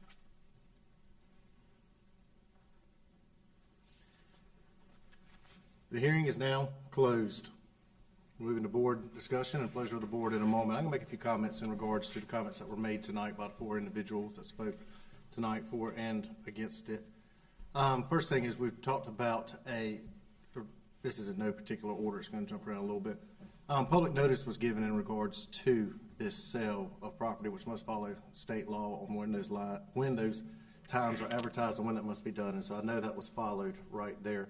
Town does support museums. I support museums. I'm a friend of the museum and have been a donor to the museum for quite some time. This building is not a building that was owned by the museums. I know the museums had some conversations and hoped for it one day, but to my knowledge, it has never been promised. Management, was this building ever promised to the museums? No. Okay. Museums are important in our community, and we care about them. The museums are currently located in a historic building right now that is a great place. It's the original town hall, municipal location, town jail there, and I've seen tours of that, and it's been really enjoyable there. The town, not just as myself, support the museums, but this board supports the museums. Town staff provides Mark Matthews, assistant town manager, to be a liaison to the board. We provide marketing and IT services. We provide a building that's rent-free right there also at the same time, and maintenance of that facility. In regards to it, to say that the town does not support museums or myself does not support museums, I find to be a very false statement right there. In regards to the sale of property right here, we spoke a few minutes ago about the clawback provisions that town attorney spoke about, so that guarantees a steakhouse restaurant to be done, or the town gets the property back at no additional cost right there. We have a piece of property that is costing the town money at this time in regards to maintenance and sitting on the books as an asset that's not generating any money nor being used. And here we have a $2 million investment being proposed for this facility. $2 million investment is going to generate more than $20,000 additional in tax revenue alone, simply by converting it to private with this investment going into it. 25 new jobs, 25 jobs in our community. And economic development, this board often talks about jobs in our community and how we want to have those right there. You know, at the same time as these jobs are created and 1,000 people go to a new steakhouse to eat at this restaurant in our town, that to me is an opportunity that people can learn about our downtown and see our museums and be involved with our museum, and maybe a way to find new volunteers. You mentioned you needed volunteers early, Shirley, at that location. That would be a great opportunity to bring more visibility to the museums there. Parking, we know parking continues to be a discussion in the town. That's one thing that was originally discussed with this sale was the parking lot. That's one thing the board said is we want to keep this parking lot and keep parking in town versus converting it to a private lot, which could be used for only one person's desire, but instead this is going to stay a public parking lot. So we talked about traffic earlier. It's probably the number one concern we ever hear about in our town, but opportunities in our town and restaurants would be second to that on an item that I hear often, constantly about. And a downtown steakhouse that promotes a vibrant downtown. This board here myself supports a vibrant downtown, and that by no means by saying want to entertain this position and myself being in favor of the downtown steakhouse right here plan being a destination restaurant doesn't state that I don't support museums or this board up here doesn't support museums right here. We continue to support it. For those reasons that I've outlined, I believe it will continue to be supported and can only make things better for museums downtown and help bring public participation and visibility into our downtown right here to support these museums right here. So that being the case, as for those reasons stated, I did state I am in favor of that. Any comments by board members, or I'll start going down? Mayor Pro Tem Smith. Thank you, Mr. Mayor. I'll make a couple of comments here. One of the things we hear a lot about, I've heard it since I've been on the board, is that our town needs more choices to go out for fine dining across our town. One of the things you want to see is restaurants go into areas where there's a lot of foot traffic. When I look at this location, right just about across the street from the Cultural Arts Center, within walking distance of our downtown, within walking distance of now, well, on one public parking lot right beside it, and another one that's a block away beside the fire department. There's parking there, there's street parking there, there's other downtown amenities there, such as I said, the Cultural Arts Center. Over the last 6 months, we've had a lot of discussion, this board and with the public, some of it heated at times, talking about development in downtown. I personally took a stand against expanding alcohol use in our town to be something to help grow our town, because I personally felt that seeing vibrant businesses come to downtown would be the better way to grow our downtown. The addition of a nice steakhouse to the downtown, or a nice restaurant of any type to downtown, was exactly what I envisioned as something that would help better grow our downtown than expanding alcohol use as a growing factor in our town. And that's probably the main reason I voted against that when it came up. So I feel like that this is exactly in line with what I had in mind of how we could grow our downtown, continue to see our downtown area become a vibrant activity type night, nice evening out, go to visit some of the other businesses downtown, go by and have a nice meal, walk to downtown, go to some of the other businesses that stay open at night, maybe catch a play at the Cultural Arts Center after dinner or before dinner. I just think it's a good fit at a good place, and for that reason, Mr. Mayor, I support this move to sell this property to this developer. Mr. Gardner, any comments? Yes, just a couple.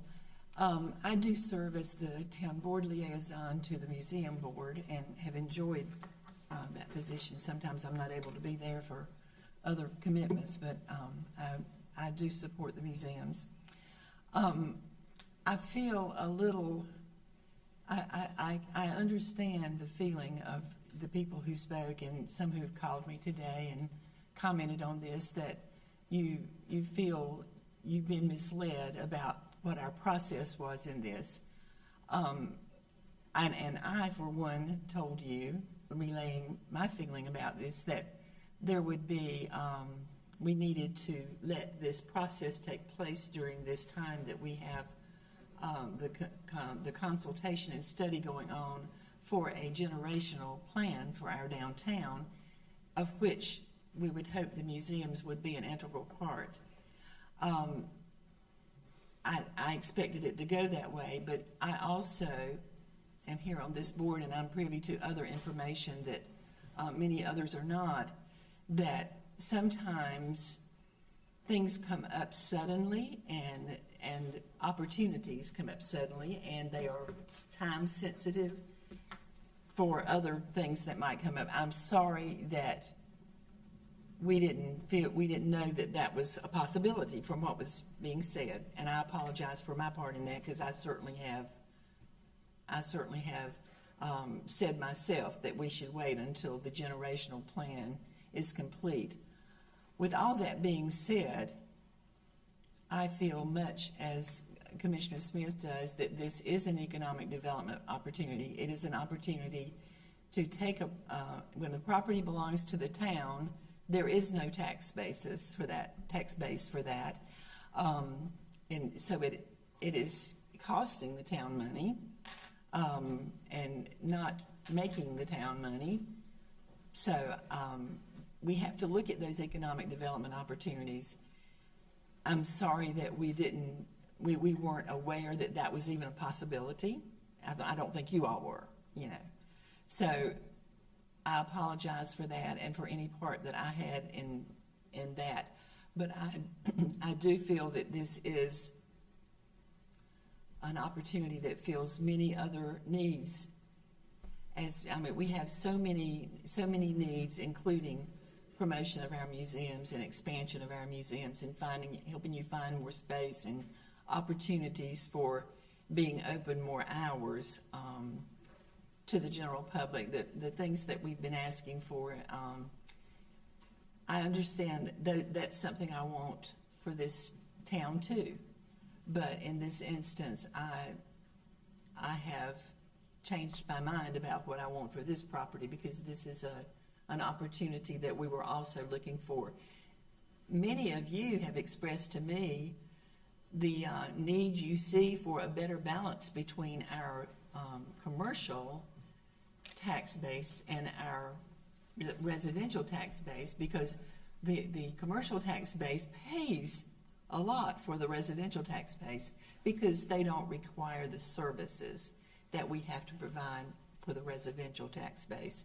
So we're always trying to work on that balance too.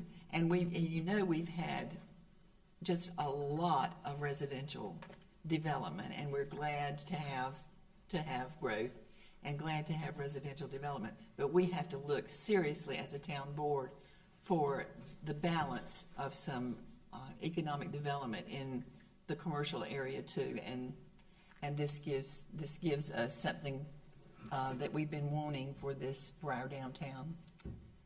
So I am in favor of this. Thank you, Commissioner Garner.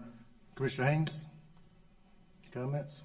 Yes, I'll keep my comments short. I think a lot has already been said. I do hate there was some miscommunication at some point in time. Definitely, like everybody said, we definitely support the museum. Speaking for somebody who grew up in Fuquay, I definitely support the museum and working on some projects outside to continue to expand our history in the town of Fuquay-Varina, across Fuquay-Varina, not just in the museum. So, and I guess a lot of this stuff, when you're coming on as a newer board member, sometimes, you kind of learn about some stuff that was talked about years before. This what was presented with us today, in the last few weeks, and this is what people have been asking for. This does not say that we're not going to help and continue to support the museum and make sure we find a bigger space when it comes available for the town of Fuquay-Varina. I don't want you to feel like we're saying we're just overlooking you altogether. So like I said, I'm gonna keep my comments short. I learned about some stuff this afternoon, but this is something we have to decide for economic development purposes. So, thank you, Commissioner Haynes. Commissioner Harris, any comments? I do. I agree, I'm for economic development, but I've heard some words tonight that ring in my ear, and the first is transparency. I think the effort to establish a strong downtown is warranted, but for me, the process and how we do that is also very, very important, and I think it's important for us. You know, there's an old proverb that says you can tell people what you want and they will listen. You can teach people and they will hear you, but you can get them involved and they will do it. And I think that sometimes in our effort and our zeal to improve downtown and to make it economically viable, we may miss some steps.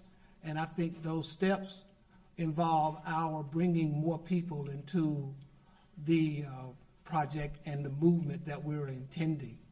And for me, it has to be a balance, because I struggle with economic development and sustaining the quality of life and the value of a rich downtown that has a unique culture. And some kind of way we have to come to the balance of that. In this particular situation, I do have some concerns. I have some concerns because I asked a question about the restrictive covenants. You know, I'm concerned about the economic environment that we're in. We don't have a lot of promises yet about whether this project is going to work, and at the same time, we're sacrificing the idea and the concept of preserving character for the community. And so some of you have heard me say before, I'm 50-50, but if I had to vote tonight, I would not necessarily support entering the agreement to purchase the property. I have one other thing I want to say. Go ahead, Commissioner I Gardner. would like to see, going forward, commitment again toward this generational plan for our downtown, because I feel like we're kind of circumventing it in this particular instance. And I understand that with the time constraints and the information that we were given, that was something that we had to do at this time. But I would like to a commitment again that this generational plan is important, and we need to, going forward, try to be more careful that what we're doing is going to be part of this plan. I agree. I think our generational plan's on track. I mean, I know that bid was awarded. In fact, I signed a contract, I believe, here the past month in regards to that. That's going to be about a 1.5-year process going through the generational plan. But I think we all are very committed to the generational plan in the future and where that brings. I agree with you, Commissioner Gardner. Entertain a motion by the board. Mr. Mayor, I'll make a motion to approve the sales price of $740,000 in related conditions for the sale of a portion of real property owned by the town located 133 South Fuquay Avenue and a portion of real property located 209 Raleigh Street, subject to town attorney as to form, and authorize the town manager to execute agreement for purchase and sale of real property agreement pursuant to NC General Statute 158-7.1 Economic Development in the amount of $740,000 for the proposed White Strong Construction LLC downtown commercial restaurant project as presented and recommended, subject to town attorney as to form. We have a motion. Do we have a second? Second. Motion second. All in favor say aye. Aye. Aye. Any opposed? No. Okay, motion carries. Thank you. You can't get the steakhouse open soon enough. I'll tell you that much. So thank y'all for your time here tonight. Thank you from both sides of the conversation tonight. And like we said, museums are going to continue to be supported in our community at the same time. Heritage Day is this Saturday for anybody that is available for that too. So thank you. Thank you for your time tonight. Next item on our agenda, public hearing, item 7B, voluntary annexation petition J.R. Woodward Properties LLC, 1803 NC 42 Highway, Willow Spring, ANX 2023-05. More information about this agenda item will be presented by Planning Director Davison. Pam, good evening. Good evening. I'm submitting the agenda documents and supporting documents to the official records of the town. 1803 NC 42 Highway is a 1.007 acre parcel that is non-contiguous to the town's corporate limits. Town water is available with adequate fire flow, but sewer is not available. The property owner has submitted an annexation agreement excluding sewer services. As a commercial property, trash and recycling services will not be provided. As instructed by the board at the April 18th meeting, the town clerk certified that the petition was sufficient and meets the requirements prescribed by the North Carolina general statutes. The present value of the property is $320,951. Resolution tonight is to adopt the annexation ordinance to extend the corporate limits of the town of Fuquay-Varina to include property owned by J.R. Woodward Properties, LLC, located at 1803 NC 42 Highway, Willow Springs, North Carolina, ANX 2023-05, and approve the declaration of annexation agreement as presented and recommended. I'm available for any question. Thank you, Director, very much. Hearing is now open. Does anyone wish to speak in favor of the voluntary annexation petition? Does anybody wish to speak in opposition to the voluntary annexation petition? Hearing is now closed. Any discussion by the board? What is the pleasure of the board? Entertain a motion. Mr. Mayor, I make a motion to adopt the annexation ordinance to extend the corporate limits of the town of Fuquay-Varina to include the property owned by J.R. Woodward Properties, LLC, located at 1803 NC 42 Highway, Willow Springs. Annexation 2023-05, and to approve the declaration of annexation agreement as presented and recommended. We have a motion. Do we have a second? Second. Motion second. All in favor say aye. Aye. Motion. I asked to be opposed. Motion carries. Okay.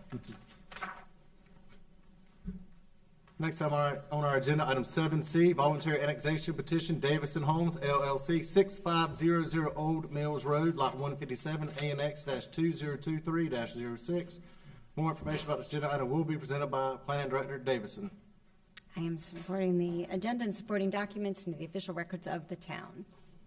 6500 Old Mills Road Highway is a .92 acre parcel, non-contiguous to the town's corporate limits. Town water is available to the property and the fire flow was adequate, but sewer service is not available. The property owner has submitted an annexation agreement excluding sewer services. Trash and recycling services will be provided. As instructed by the board at the April 18th meeting, the town clerk certified that the petition was sufficient and meets the requirements prescribed by the North Carolina general statutes. The present value of the property is $90,250. The resolution tonight is to adopt the annexation ordinance to extend the corporate limits of the town of Fuquay-Varina to include the property owned by Davidson Homes, LLC, Lot 157, ANX 2023-06, and to approve the declaration of annexation agreement as presented and recommended. I'm available for any questions. Thank you, Director Davison. Does anyone wish to speak? Excuse me, the hearing is now open. Does anyone wish to speak in favor of the voluntary annexation petition? Does anyone wish to speak in opposition to the voluntary annexation petition? Hearing is now closed. Any discussion by the board? What is the pleasure of the board? Entertain a motion. Mr. Mayor, I make a motion to adopt the annexation ordinance to extend the corporate limits of the town of Fuquay-Varina to include property owned by Davidson Homes, LLC, ANX 2023-06, and approve the declaration of annexation agreement as presented and recommended. Second. We have a motion and a second. All in favor say aye. Aye. Any opposed? Motion carries. Thank you. Next item, final public hearing, item 7D, voluntary annexation petition, Davison Homes, LLC, 6525 and 6529 and 6533 and 6537 Sunset Lake Road, ANX-2023-07. More information about this agenda item will be presented by Director Davison. Last one, I'm submitting the agenda items and documents to the official records of the town. 6525, 6529, 6533, and 6537 Sunset Lake Road are a combination of 4 lots totaling 3.19 acres that are non-contiguous to the town's corporate limits. Town water is available to the properties and the fire flow was adequate, but sewer service is not available. The property owner has submitted an annexation agreement excluding sewer services. Trash and recycling services will be provided. As instructed by the board at the April 18th meeting, the town clerk certified the petition was sufficient and meets the requirements prescribed by the North Carolina general statutes. The present value of the property is $418,000. The motion tonight is to adopt the annexation ordinance to extend the corporate limits of the town of Fuquay-Varina to include the property owned by Davidson Homes, LLC, ANX 2023-07, and to approve the declaration of annexation agreement as presented and recommended. I'm available for any questions. Thank you, Director Davison. Hearing is now open. Does anyone wish to speak in favor of the voluntary annexation petition? Mr. Mayor and board members, thank you. I was going to spare you for me being up here twice. My name is Joe Shabbat. I'm a representative with Davidson Homes. Just like to tell you briefly that we are very excited about playing a small part in the growth of Fuquay-Varina with annexation.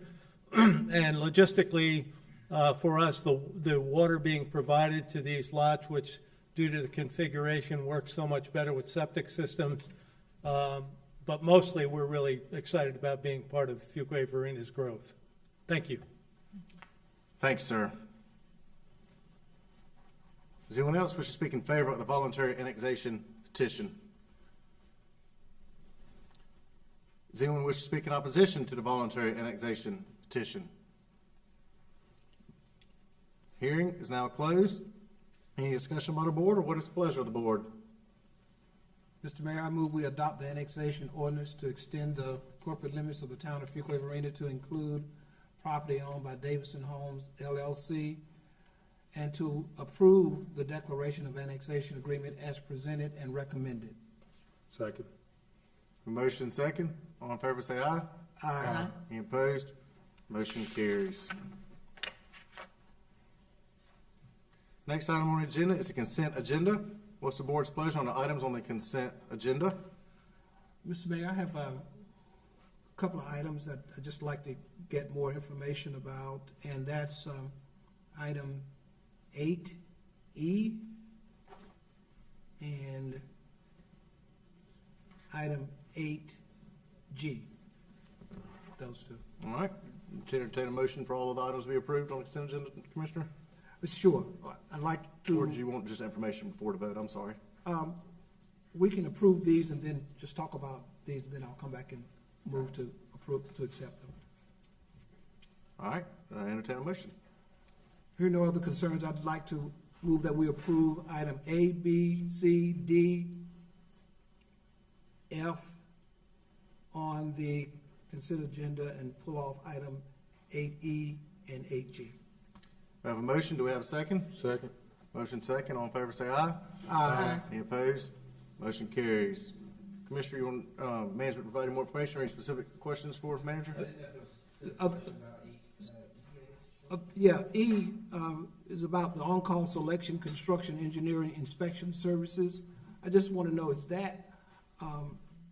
that contractual, and the amount of contracts? Is there a standard amount of contracts, and you're going to use these various organizations or firms? Allow us to establish a procedure for pre-selecting qualified firms that can provide these services. And as the abstract mentioned, we've got all these transportation projects coming on, so we're going to need the additional manpower, all hands on deck to keep these projects advancing along a efficient timeline. And so at which point in time we're ready to enter into a contract, we will negotiate that contract and bring that back before the town board that will actually speak to the financial component. This just goes ahead and moves forward the selection of a consultant process, which in the latter end will save us substantial time as we're ready to move forward with these services. Okay, all right. And so they will be working along with staff? Correct. Okay. And we do this one, specific one is for the engineering department and is primarily related to transportation-related projects or sidewalk projects or greenways. But we also do this similar process with the utilities department. We have on-call engineering services for utilities that we go ahead and go through the statutory process of pre-selecting qualified firms. And then when we're ready to actually enter into a contract, it speeds that process up. Okay, good. Thank you. Sir. Thank you very much. Mm-hmm. And the next item was item, let me get back. 8G? G, yeah. Yes, sir. So this is just a procedural vote by the board to actually, so we have a demolition ordinance on file so that we can file a lien against the property and hopefully recollect our investment when that property is eventually sold. So I imagine there's been no response from the owner or No. anything like that? Okay. Yes, sir. All right, all right. All right. This is the old top. Yes, yes, sir. That's correct. Thank you. Yes, sir.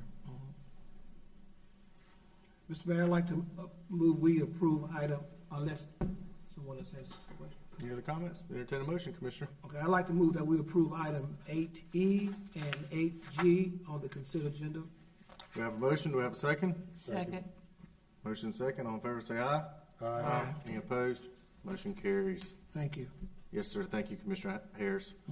Administrative report, item 10A, resolution, North Carolina Department of Environmental Quality Asset Inventory Planning Grant Project Ordinance. More information about this agenda item will be presented by Public Utilities Director Wagner. Mike, good evening. Good evening, Mayor. Good evening, Commissioners. Tonight, I'd like you to consider the adoption of a resolution for the American Rescue Plan funding awarded by the North Carolina Department of Environmental Quality of $400,000 for the asset and inventory assessment and planning of the wastewater collection system. This money is a grant. This opportunity came to us via the American Rescue Plan funding through the state. Traditionally, this money is awarded up to $150,000 a year for systems under 10,000 customers. And so on May 4th, 2022, we applied for the funding, and we heard word about it in August that it was coming, and we had to submit a scope of work, which was ultimately approved. And on April 4th of 2023, we received the grant acceptance package, which is why we're here tonight, because the resolution is part of that. This grant and the project will include the baseline system analysis and establish likelihood of failure throughout the wastewater collection system. It'll also go towards creating a capital improvement plan for both the Neuse River and Cape Fear River basins of the collection system. There is a fiscal note associated with this, and that is that total project estimate is $475,000, and we will look to accept the grant offer and then transfer $75,000 for the town's portion of it. Management, staff, and recommendations. Motion to adopt the resolution accepting the North Carolina Department of Environmental Quality offered American Rescue Plan funding in the amount of $400,000 to perform an asset and inventory assessment planning in the wastewater collection system. Project number AIAW ARP 0069. And 2, approve the project ordinance for the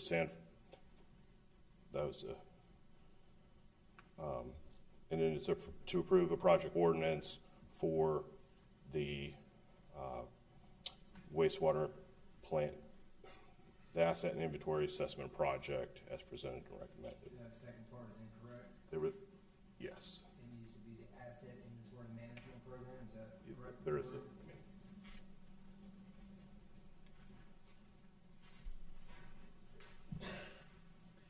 That's how it's written in the agenda, yes, sir. Number. That's right.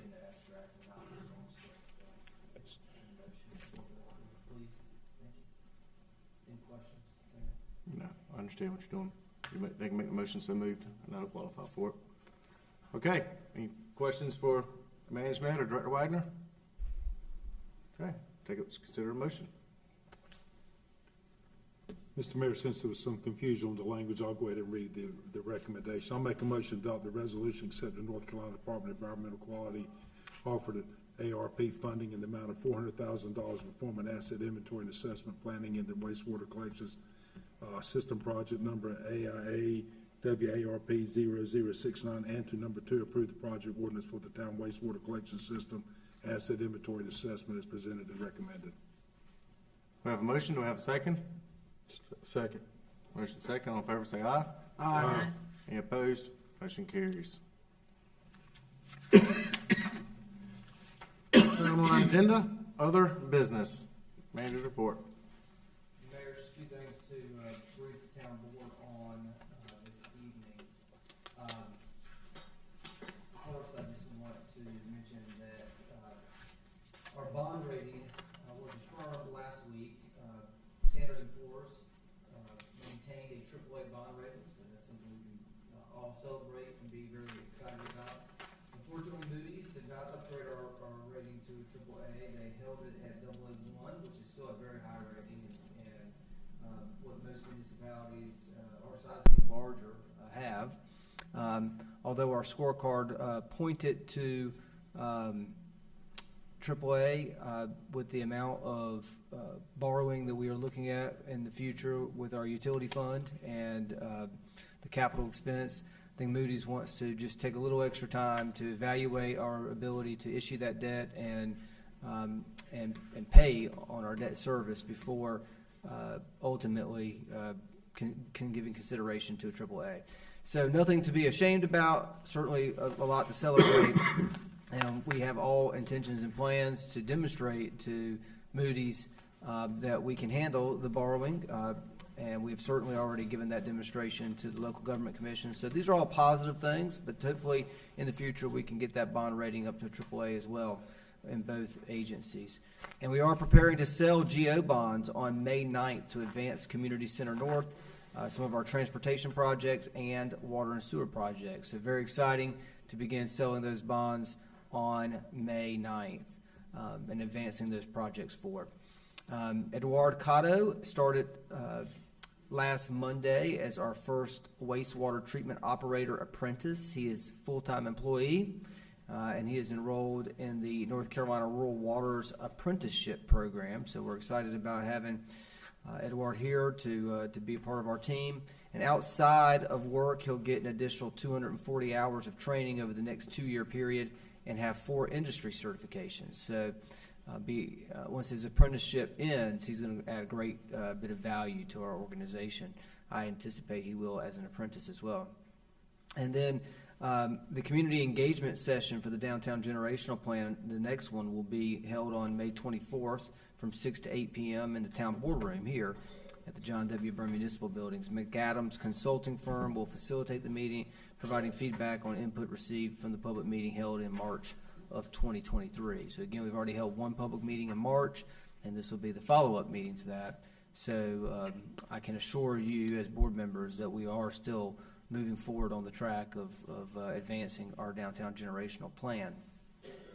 Additionally, I would just mention to you, if you were not already aware of it, that May 5th through the 7th at Ting Stadium will be the Battle of the Badges softball tournament. It is softball, yes? Softball? Yeah, okay.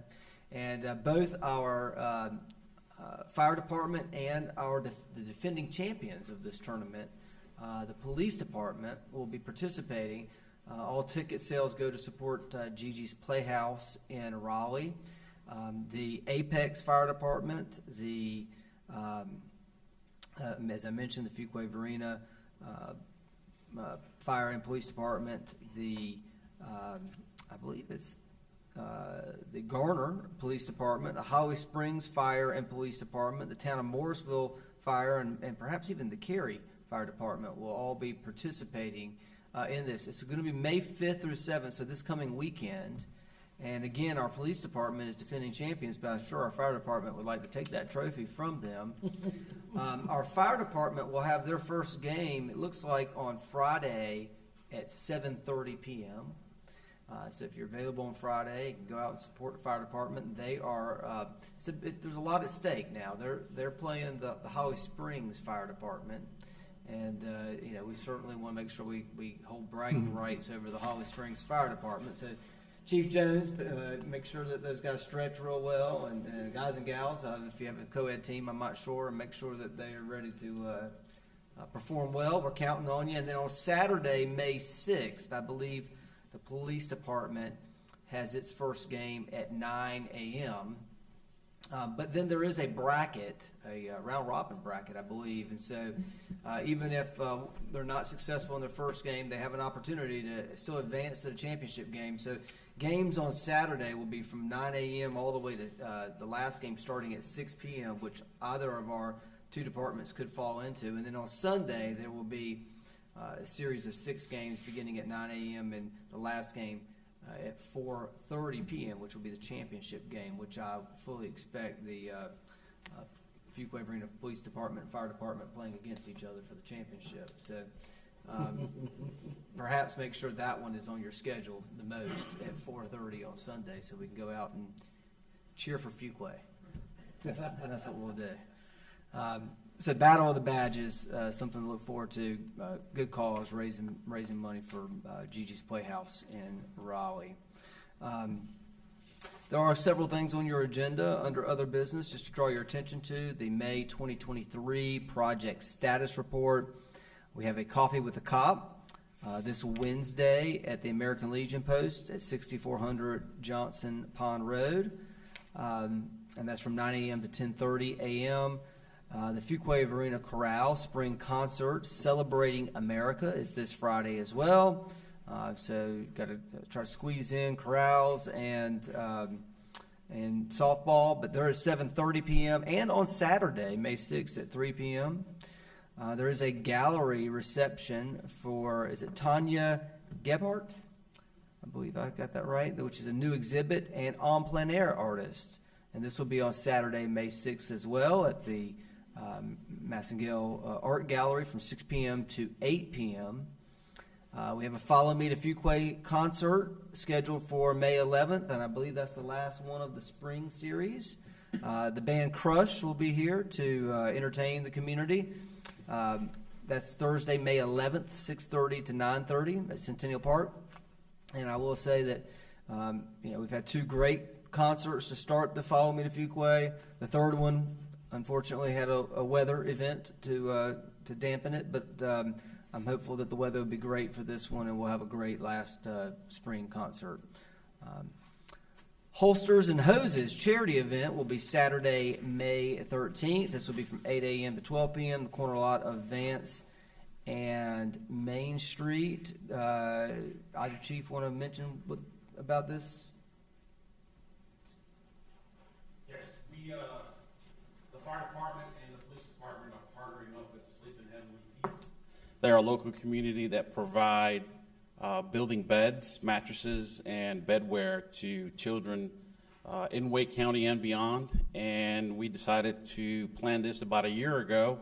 And May 13th will be the date that we will compete against the fire department and how many beds that we can make from scratch during that time. So come on out and support a good event. It's good to see that the police and fire are playing nice with one another. So that's good. We'll see. That's right. No sabotage from either one of you. Be good. All right, and then finally, Sense and Sensibility, a community theater play will be on May 18th, 19th, and 20th at 7:30 p.m. This is from the novel by Jane Austen, adapted by Kate Hamill. And so mixing in some theater into some of the other events that have already happened thus far at our art center that's booming right now. A lot of good things going on, a lot of progress being made there. And with that, Mr. Mayor, I have no additional comments to make. I'm happy to answer any questions that the town board may have. Thank you, Manager.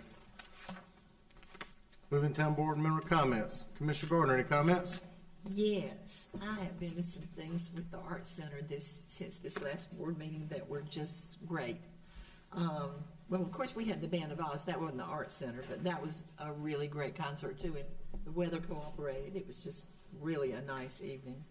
But Rodney Marsalis and the Philadelphia Big Brass Band was super, and it was a perfect example of how we can support each other in this community, because there was a conflict, and the concert had to be moved, and the Art Center was occupied for the new date and needed some help, and Fuquay-Varina United Methodist Church opened their sanctuary for the concert, and it was well attended and very, very lively. New Orleans style jazz marching around the whole place. It was just really cool. It was a virtuoso on the trumpet, but it was really. Did you see it, Bill? No, I did not. Oh my goodness! I had really, tickets, but it didn't fit the. It was really fine. I was so glad I didn't miss it, and the weather was really rotten leading up to it that evening, but it was worth waiting through the water to get there. I so enjoyed the North Carolina League of Municipalities City Vision meeting this last week. I attended the Women in Municipal Government meeting on the first day of the conference, and it was Tuesday, and they had an excellent speaker. I laughed and told Adam her title was How to Hire a Town Manager. But she talked about other personnel things too, not just how to hire a town manager. And then a friend I had made in Triangle J was installed as the next president of that group.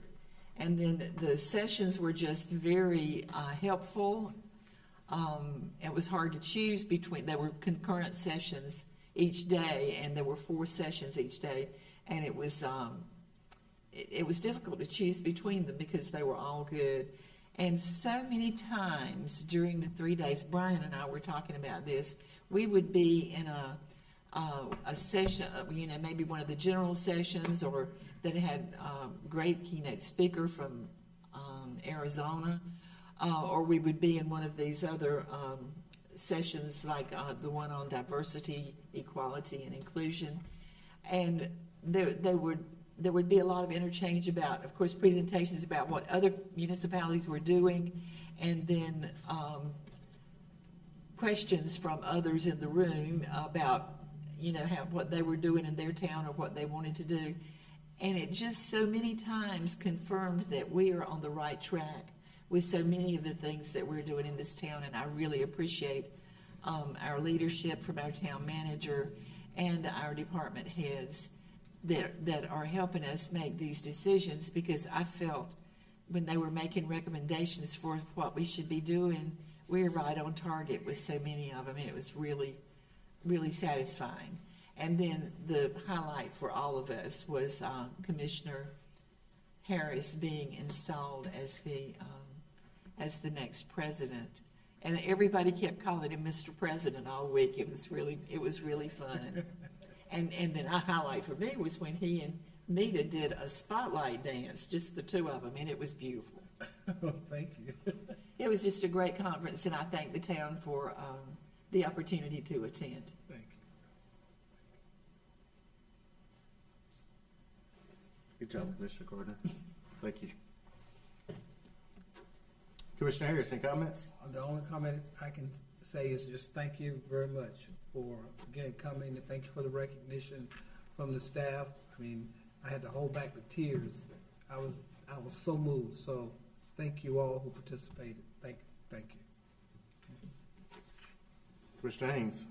Sure. Just 3 things. I guess I'll start out with North Carolina League of Municipalities City Vision Conference.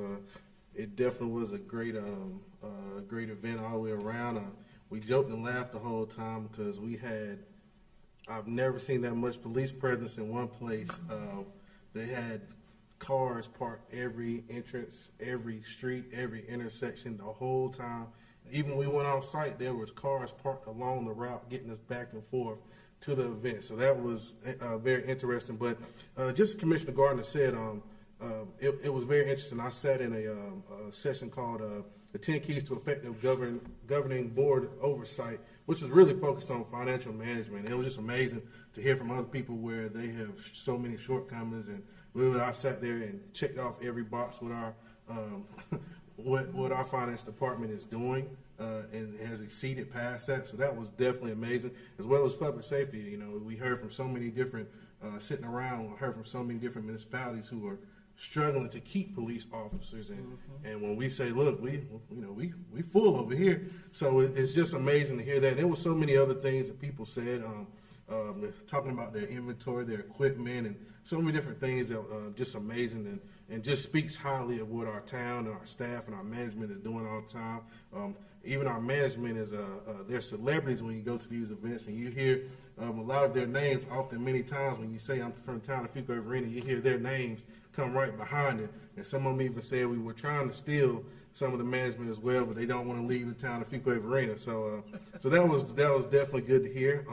Also, I rushed back from the North Carolina League with City Vision to attend the Guardian Angel reception out at Bent Winds Country Club, where they were recognize them for raising over $3 million for Alzheimer's research. Was an amazing event just to hear the stories and hear how they've really impacted this research was just amazing. Also, I think it was last Saturday, I was able to attend Arts Inspired's 5th anniversary. Arts Inspired, as you know, is right down below town hall, and they had their 5th anniversary where they had a whole day full of drama, dance, and so many other events, and they had a closing reception where I got to watch a lot of karaoke time and a lot of photos, but that was just amazing to see those young kids, how they've been impacted by their instructors. And last thing is, as we see families of Fuquay continue to grow, it was just amazing. The last one we went to, or the one I was able to attend, was Band of Oz, because we were at City Vision. People had to find their chairs in the street this time because there was no space to put it in the actual parking lot area, so they had moved it out into the streets. So that's just amazing to see people trying to get out, people trying to enjoy great music, and to see how our town is continuing to grow, and to see how this event is continuing to grow. So kudos to Parks and Rec Department and everybody who helps and plays a great part in that. And again, congratulations to Commissioner Harris. As he said, literally you walk around and you see the respect that people have from all over the state, and when you say you're from town of Fuquay-Varina, you feel like a celebrity too. So, so thank you, Mr. President. Thank you. Thank you, Commissioner Haynes. Mayor Pro Tem Smith. Just a couple things real quick regarding our bond ratings. You know, looking at how ambitious our building projects are right now, community center, fire station, 2 sewer expansions, and a very large water project, to have all that on the horizon and to maintain the already very high bond rating we have is a testament to our management, their planning efforts, and our finance department and how they've managed our finances, and even to our fellow board members, how we've taken a look at how we're going to balance this out over the years. I just was very proud of that. I would love to have got that second AAA bond rating, but we didn't lose anything. We stayed right where we are, which is in the very top of where communities are across North Carolina. Last thing I'll speak to again, congratulations to Commissioner Harris. It was a great event. And I want you to feel safe, Mr. President. In my younger days as SBI, I had to work a little government security, so I'm ready to protect you if the needs arise since you're the president. That makes me feel comfortable. Thank you. Thank you, sir. All right. Well, I always thought you'd make a good security guard. I worked some government security in my younger days as an agent. Not full-time, on special events. Yeah. Thank you. Thank you for comments. It's been a busy time. We have a variety of things that appointments that have gone through, and activities with the town, past and the future coming up right here. A couple of quick highlights I'm going to mention tonight is one, the chamber has hired a new chamber president, and so I think this board will be meeting that individual here pretty soon, and somebody local to our community. That came from another chamber location. I think they really do a good job in our community. So excited for that right there, hit the ground running. And also, we talked about our employees, and one of our longtime fire department employees, Scott Daniel, has officially retired now. And there was a luncheon for Scott last week before last week. This is our last board meeting anyway. Scott was a longtime fire department employee with the fire services. He started out before it became a in-house position at the town, and that it was a volunteer fire department. Chief Jones, is that correct? And so y'all did a great job celebrating him and talking about all the great things he did. And some of the board members were there too. Some of his fellow firefighters that told some stories on him and such too. So that was really good. And so look forward to having him at a board meeting in the future too also. So thank you very much. Manager, we have a closed session tonight, I believe. We do.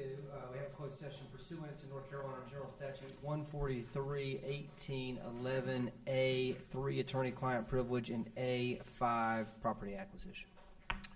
We have a motion? So moved. Second? Second. Motion second. All in favor say aye. Aye. All right, motion carries. As soon as the room's clear, we'll go into closed session. How long do you